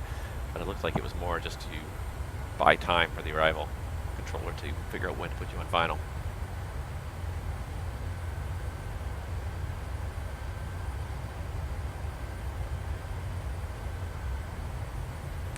Alright, so it's 9,900 once we cross the 25-mile arc.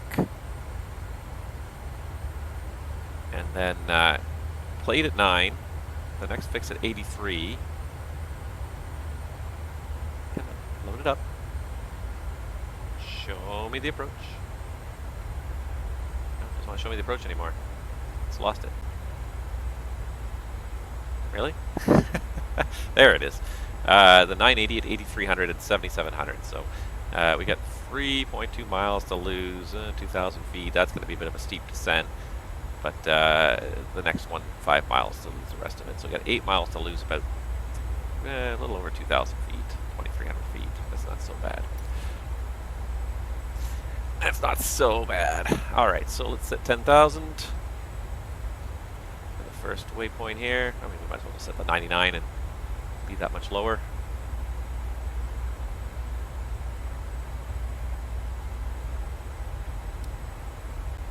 So we're off in the valley.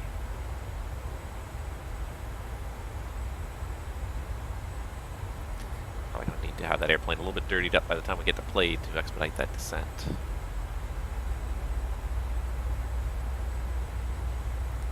G-Cook Scotland, hey, welcome back. You're just in time for the landing at Guadalajara. As you can see, things did not go well today on our flight. So we're sitting in the right seat today. And just about to do a right seat landing, and this will be, I think, the first time I've landed the 37 from the right seat. So this is going to be a bit of an interesting challenge anyways. And not only that, but my engine displays are all the way down there at the bottom of the screen, dude. Yeah, this flight did not go well. What are you going to do? That's the way aviation is. Stuff does not go well, and you grin, you bear it, you just move on.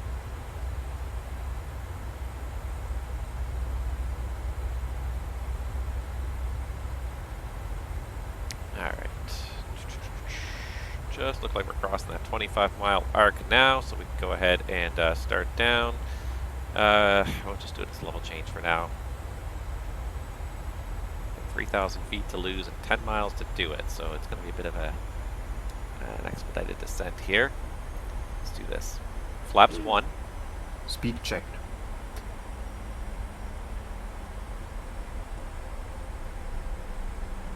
Flaps 5. Flaps 1 set.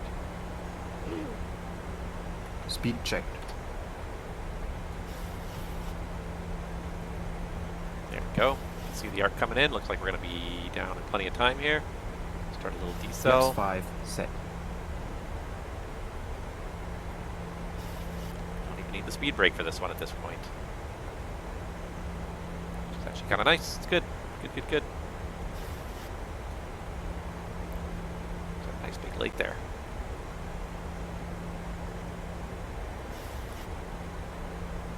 we got to go down to 9,900. And then once we're past Blade, we can go down to 83 and 77 by the FAF, which is the GL90981 there. Alright. Pressure's on now. It's not too bad. At least it's VMC. Like, thank God it's VMC. Trying to fly this approach IMC without any indications on that would be a bit 1000 to level. Roger.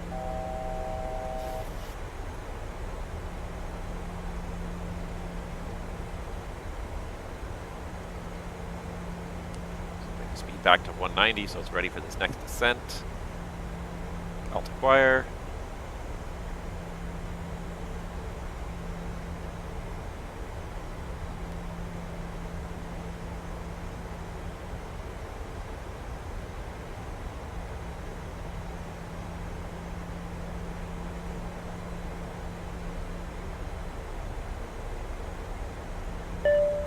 Flight deck? Okay, thanks. The cabin is secure. Roger. 10,000.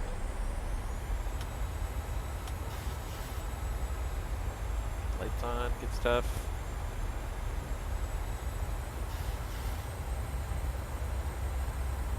Alright, alt hold. Next altitude is 8,300. And past Blade, level change down to 8,300. See what this arc looks like in a second here. Yeah, this might be okay even just in this configuration. Once we get the gear out, we actually should have no problem getting down. Well, may need a little help.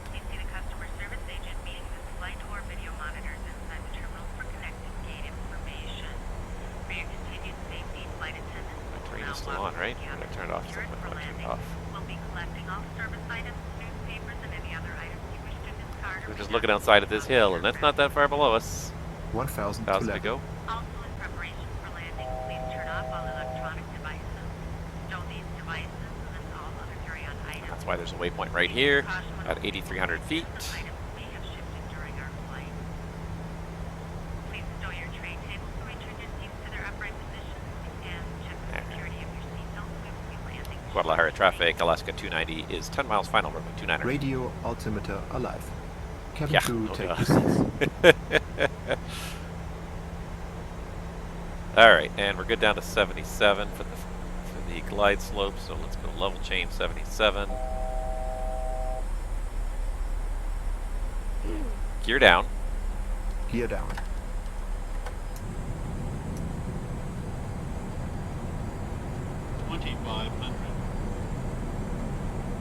Flaps 15.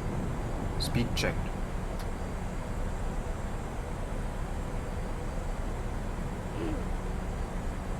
Alright, we're gonna arm approach. And we got Flaps VOR low, 15, glide slope set. armed.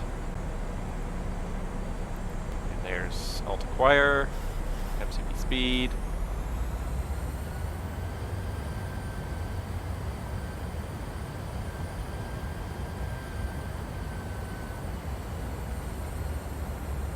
Intercom 132, so our piEPS gonna be 137. Flight slope, missed approach altitude. 10,000 feet Final set. approach fix. I checked. Missed approach altitude is set. Roger. We're about 2,500 feet AGL, so we'll just wait just a little bit longer on the final configuration. Just give it another minute or so here.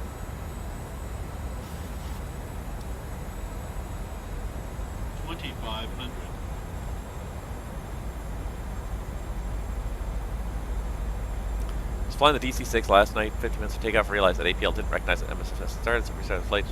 Same time. One turned off. I quit at that point. Sorry, I shouldn't laugh. I've had those days. I laugh because I've had those days where it's just like, yep, no, I'm just not gonna fly today. It's not worth the effort. All right, so we're gonna arm the spoilers now because we got the gear down.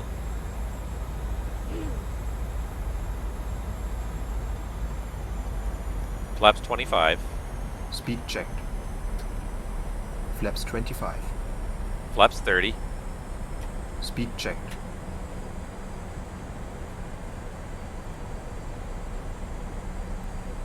Landing Flaps checklist. 30. Set.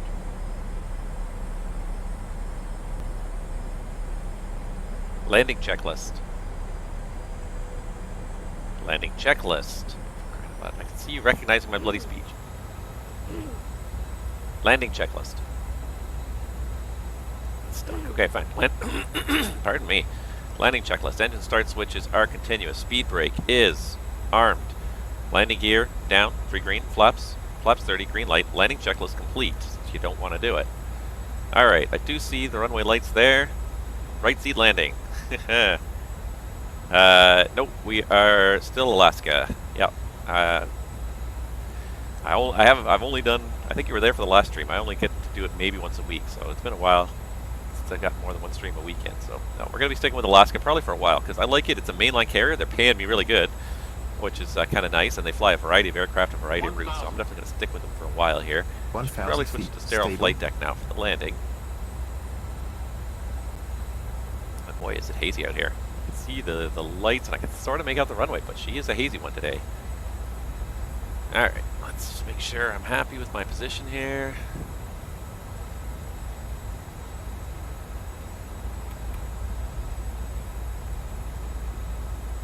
Just a little bit more, so should be almost aligned with the PFD. Alright, here we go. Autopilot's coming off. Seems pretty stable at this point. Key is just to not botch it at this point. 500 feet. Stable. 400.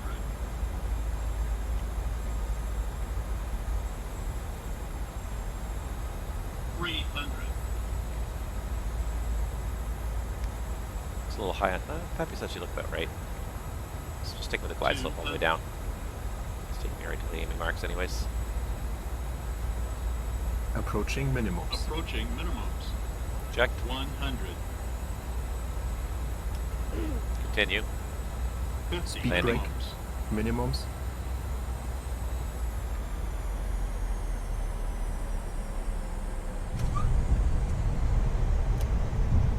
Manual braking. Speed brake up. Here we get some reverse. Reversers normal.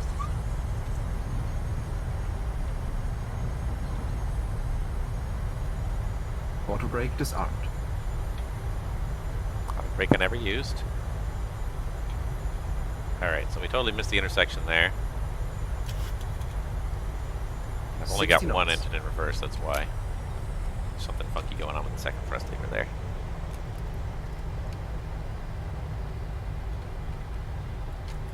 Anywho. Alright, we'll do the long taxi back here. Actually, maybe we'll just do a backtrack. Because there was also taxiway closed there. That was a little complicated. No, I think we can do it here. Hold on. So taxiway Alpha was closed, but only... Okay, keep going, keep going. So we gotta go all the way to the end. We can take Alpha 8, Alpha 11 back onto Alpha. Yeah, so it's a little bit complicated, but we'll get there. And what I never did was I never set up GSX anyway, so let's set them up now. Gate 13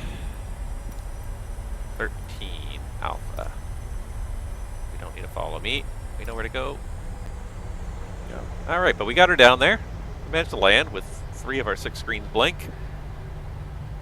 Proving that pilots are once again just way too overpaid for what they do, right? Arch NDA, oh yeah, you're the one that plugged in at LAX? Yeah. If only you'd been there like 20 minutes sooner, because yeah, I just missed you there, but what are you going to do? Maybe it's me, but it feels like it's taking... No, it's not taking that much power. I was wondering if maybe I'd pop the tires again, because I popped them once before. It feels like it's taking a fair amount of power to keep this bucket moving here. Reversers are stowed. Alright, anyhow, let's close the spoilers. Ladies and gentlemen, this is the conclusion of our flight. Please remain seated with your seatbelts fastened until the captain has turned off the seatbelt sign and the aircraft is parked safely. Alright, didn't mean to roll that far. For some reason, one reverser did not deploy, so that's why I kind of rolled farther than I expected. It's all good. Yeah, not too bad for landing from the right seat. Like I said, I have not landed this airplane from the right seat, but that was just a fun challenge. I'm happy that that happened. As much as that exposed my lack of systems knowledge about this aircraft, it was really interesting to handle it, to deal with it, to just like, okay. And in all reality, I should have gone back to LAX. In the real world, as an airline, I can pretty much guarantee Alaska does not probably have a maintenance base in Guadalajara. It's probably an outstation. They're lucky they have one mechanic on duty.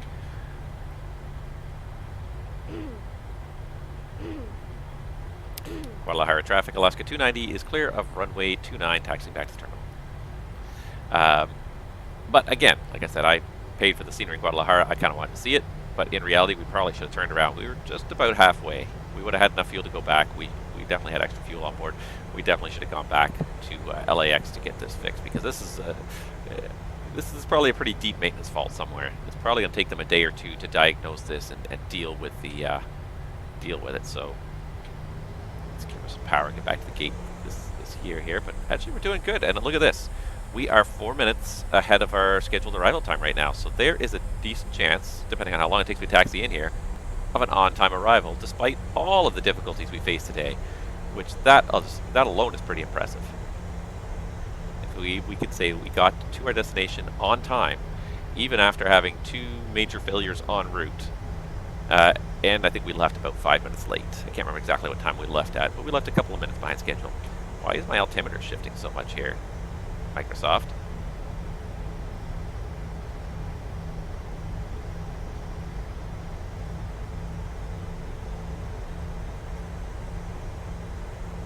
Hopefully the APU will do it. You're with Aerolíneas Argentina now. First SA airline. Yeah, that's a good airline to fly with. I think Alaska's got a really good route network. It's one of the bigger air operators in the U.S., especially for flying the 737, which is what I really kind of want to fly for the next little while.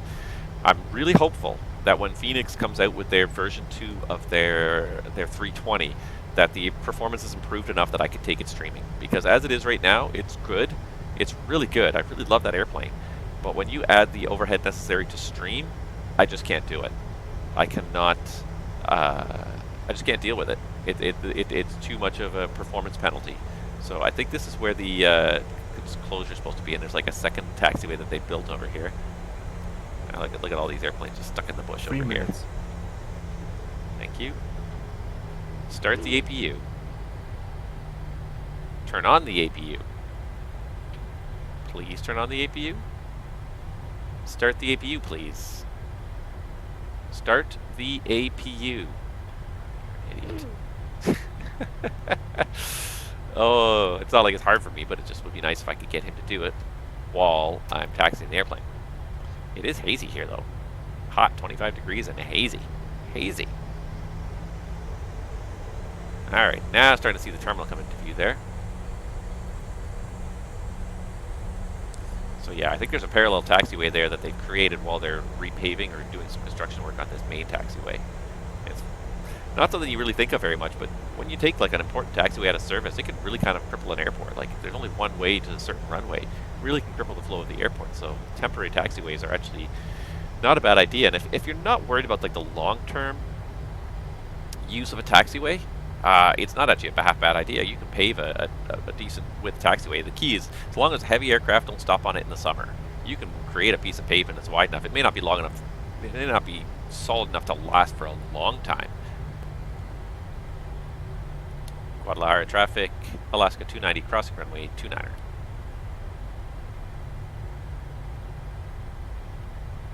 This guy never turned the, yeah, no, he turned the strobe off. It's fine. It's not active. I'm just going to go this way. Alright, so we're going to go past the terminal here, going to go down a little bit until we get to Bravo 13. Yeah, I look forward to the day when I can stream the Phoenix. So one of two things has got to happen before I can stream the Phoenix, because I think the Phoenix is a phenomenal airplane, and the failures are just so much fun in it. But one of two things has got to happen. Either they've got to come out with version 2 with improved performance, where there's not as much performance penalty for those of us with lower end systems, because mine is not great. The CPU is good, but the video card is getting old. Or the other option is I've got to replace my video card. So when one of those two things happens, then we'll be able to start streaming. But until then, I think we're going to stick with the 737, because the performance is better in the 737. And I like both of them. I think they're both fun, they're both unique, they're both different. I would love to be able to stream both of them. You know, kind of alternate from one leg to the other, because Alaska flies both. But yeah, it's just, at this point, not practical. Yeah, my rudder pedals are drifting. So. Come on.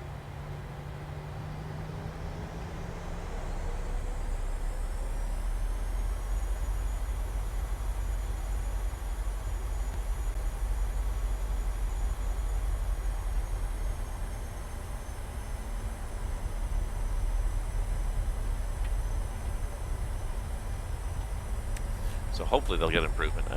I feel like version 2 is going to release long before I can afford a new video card. Alright, so I gotta go down to gate Bravo 13, so we gotta look for some marshallers and some vehicles down there. And I can't even remember who made the scenery. I honestly have forgotten. I bought it like a month ago or more when I first started this season of Pilot's Life. That was a while ago now. Alright, so let's get the APU on the bus. Somewhere down here. See a fuel truck down there. Where is gate 13? And actually we got numbers on here, right? 04.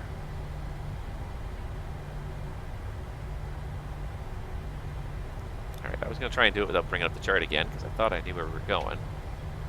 I do see some vehicles down there, I think, so maybe I can just go a little farther, because I know it's pretty far down, actually.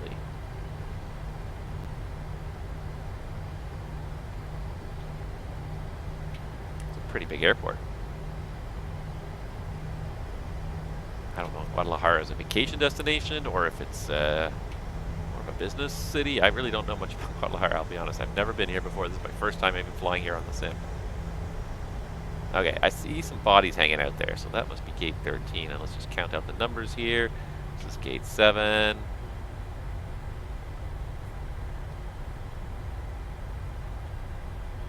Gate 8.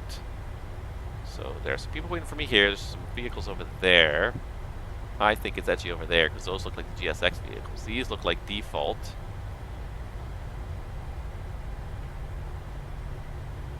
Default, guys. So this is 10.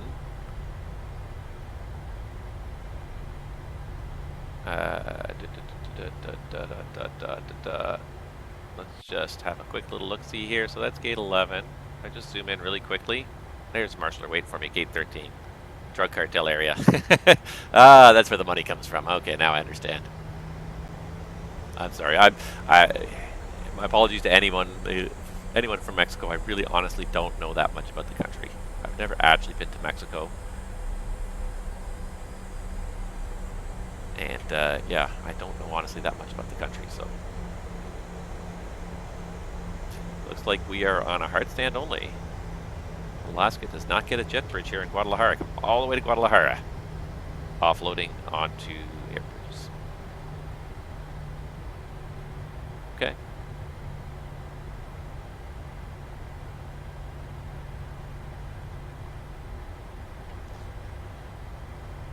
Lights and doors.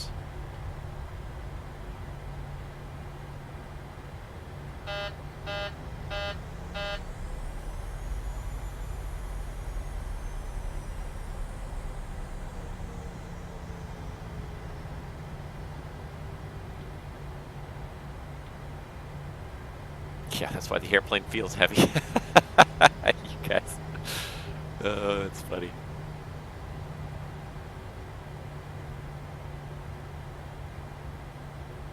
We're getting there. When did I slip back to the left seat? I didn't even notice. I do it without even realizing I'm recentering my view sometimes. It just becomes such an instinct. Pavlov's dog all over again here. Alright. Those are off Double check that, please. Landing gear.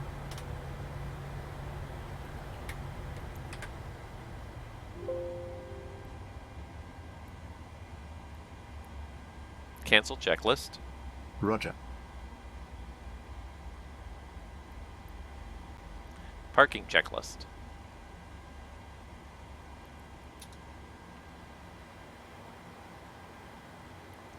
Parking checklist. Parking checklist. Is it shutdown? Fine, sorry. Shutdown checklist. Oh. Shut down checklist. Stand by. Thank you. Some days this guy is not even worth talking to.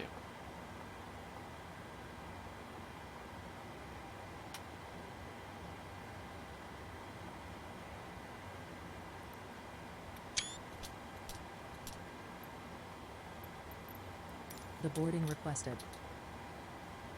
Uh-oh. Uh-oh. Kaboom.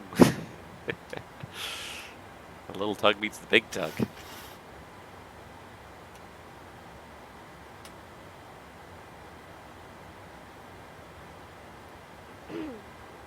Shutdown checklist.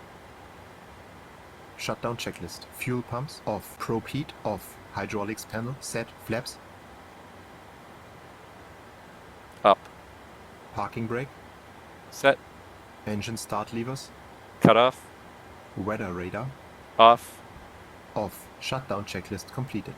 Hooray! We made it at the end of the day. Oh. Stop listening to me. We made it at the end of the day, so I was a little bit skeptical, mostly because of my lack of knowledge there, but we did make it. We got all the way to Guadalajara, and we're going to start offloading all those beautiful people here in a second down those bridges. Have you calibrated the beach recognition? I did do it a long time ago. I haven't done it for a while. All right, you can just forget whatever it is you're doing here. You can just forget what you're doing because... Oh, now I just killed it altogether. That's fantastic. Okay. Yeah, he's German now. Yeah, Matthias is German now. I'll pick a different guy for the next one. But here comes the bus. We're probably going to see the passengers offload, so it's actually going to be kind of fun. I haven't done too much hard stand operation here, so I'm hoping that we do actually get to watch the passengers walk off in this. But anyways, let's just quickly check what we've done here. So looks like our flight is done. Make sure we hit submit before we forget. Submit the flight and boom, your flight has been submitted. And we are now ready for a return leg. Not today. This airplane is going to need some maintenance for a while. Do we get animation of passengers or not? I thought we did. Maybe we don't. Too bad. Anyways, this airplane is going to need some tender loving care, maintenance to fix that. Actually, that's the one thing I said I was going to do and I didn't do. I just want to check and see. So what was the fault in here? We made it all the way. We dealt with the fault without actually cheating and looking at it ahead of time. So let's just look it up here. PMDG settings, aircraft failures, active faults. DC standby bus fail. So it was one of the buses. It was the DC standby bus that failed. So, yeah, might explain why he doesn't understand me. The German is not. He doesn't understand my English. Yeah. So there you go. So that was the fault. It was a DC standby bus. So I was right. It was a bus fault that killed all of my stuff here. But yeah, that was nevertheless that was a really interesting. Oh, we do get people. Oh, I love it. I love it. I just want to take a picture of this now. Here, let me get rid of my. You know, I don't get rid of myself. Take a screenshot there for later because I really love this here. But we managed to get these people here safely. Nobody died. You know, we did a right seat landing. It was a little different. It was a little unique. But we dealt with the situation. That's the most important thing. You know, I mean, at the end of the day, you can't give up when you're flying. I know how it is. I know how sometimes it feels like you just want to give up when you're flying the sim, and it's just like things are not going the way they're supposed to, and that happens a lot. It really does. Oh, they're not quite perfect there. They're a little bit out of alignment with their jet bridge, so we just won't watch it from there. But there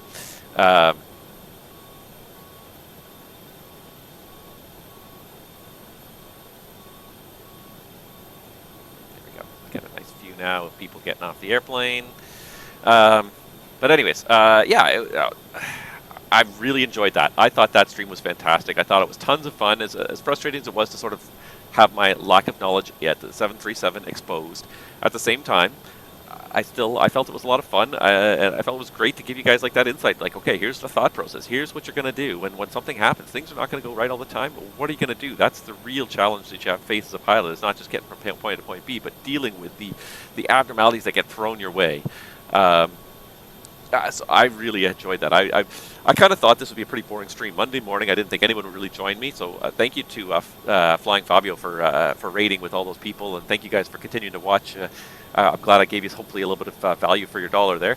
But yeah, I really I didn't honestly expect this to be a good stream just because it's Monday morning. I didn't expect any ATC, which we never really got any, but that was okay because we had enough fun going on as it was to deal with it, to deal with our situation. That yeah, we didn't necessarily need ATC to fill in the blanks and make it more interesting. There was enough interest going on. So I hope you guys enjoyed that. I look forward to the return leg. We're going to fix this airplane up. We're going to call maintenance. We're going to fix this airplane up. We're going to call the chief pilot and talk to him about our little PAX issue at the start of the flight as well. And that's at the end of the day, you're going to fill out some paperwork. You're going to talk to some people, learn from it. Don't do it again. Don't make a habit out of it. Usually you won't hear twice about it, but just make sure you learn from it, understand what went wrong, what you did wrong, and how to not do it again. That's the key. don't when you start repeating the same failures in your career, that's when people start to wake up and say, what are you doing? Maybe you shouldn't be working here. So anyways, that's enough for me for today. It's been a long stream and a lot of talking. My voice is just about worn out, but I had tons of fun. So join me for the next leg. If you haven't already followed me on this channel, please follow me, and hopefully you'll get notified when the next leg launches. I don't know, honestly, when it's going to be. I just can't even hazard a guess right now. I don't recall my schedule offhand, but I had a whole bunch of days off this week, which means the rest of the month I'm kind of working a fair bit. So trying to find some time will be a bit of a challenge, especially for a leg this long. And you need about 3.5 hours just to stream it because it's such a long leg. There goes the bus. But yeah, stick with me. And if you haven't found it already, in my YouTube channel, my Discord link, I usually try to post in advance when my stream's going to be. So it might be next week. It might not. I don't know. I really don't. I haven't had a chance to think about it, but I will post it on my Discord when I get a chance. In the meantime, everybody, fly safe out there, wherever you are, whatever you're doing. Have fun. Enjoy it. Remember, it's just a hobby, but do it safely and enjoy. And we'll see you guys all on the next stream real soon. Take care.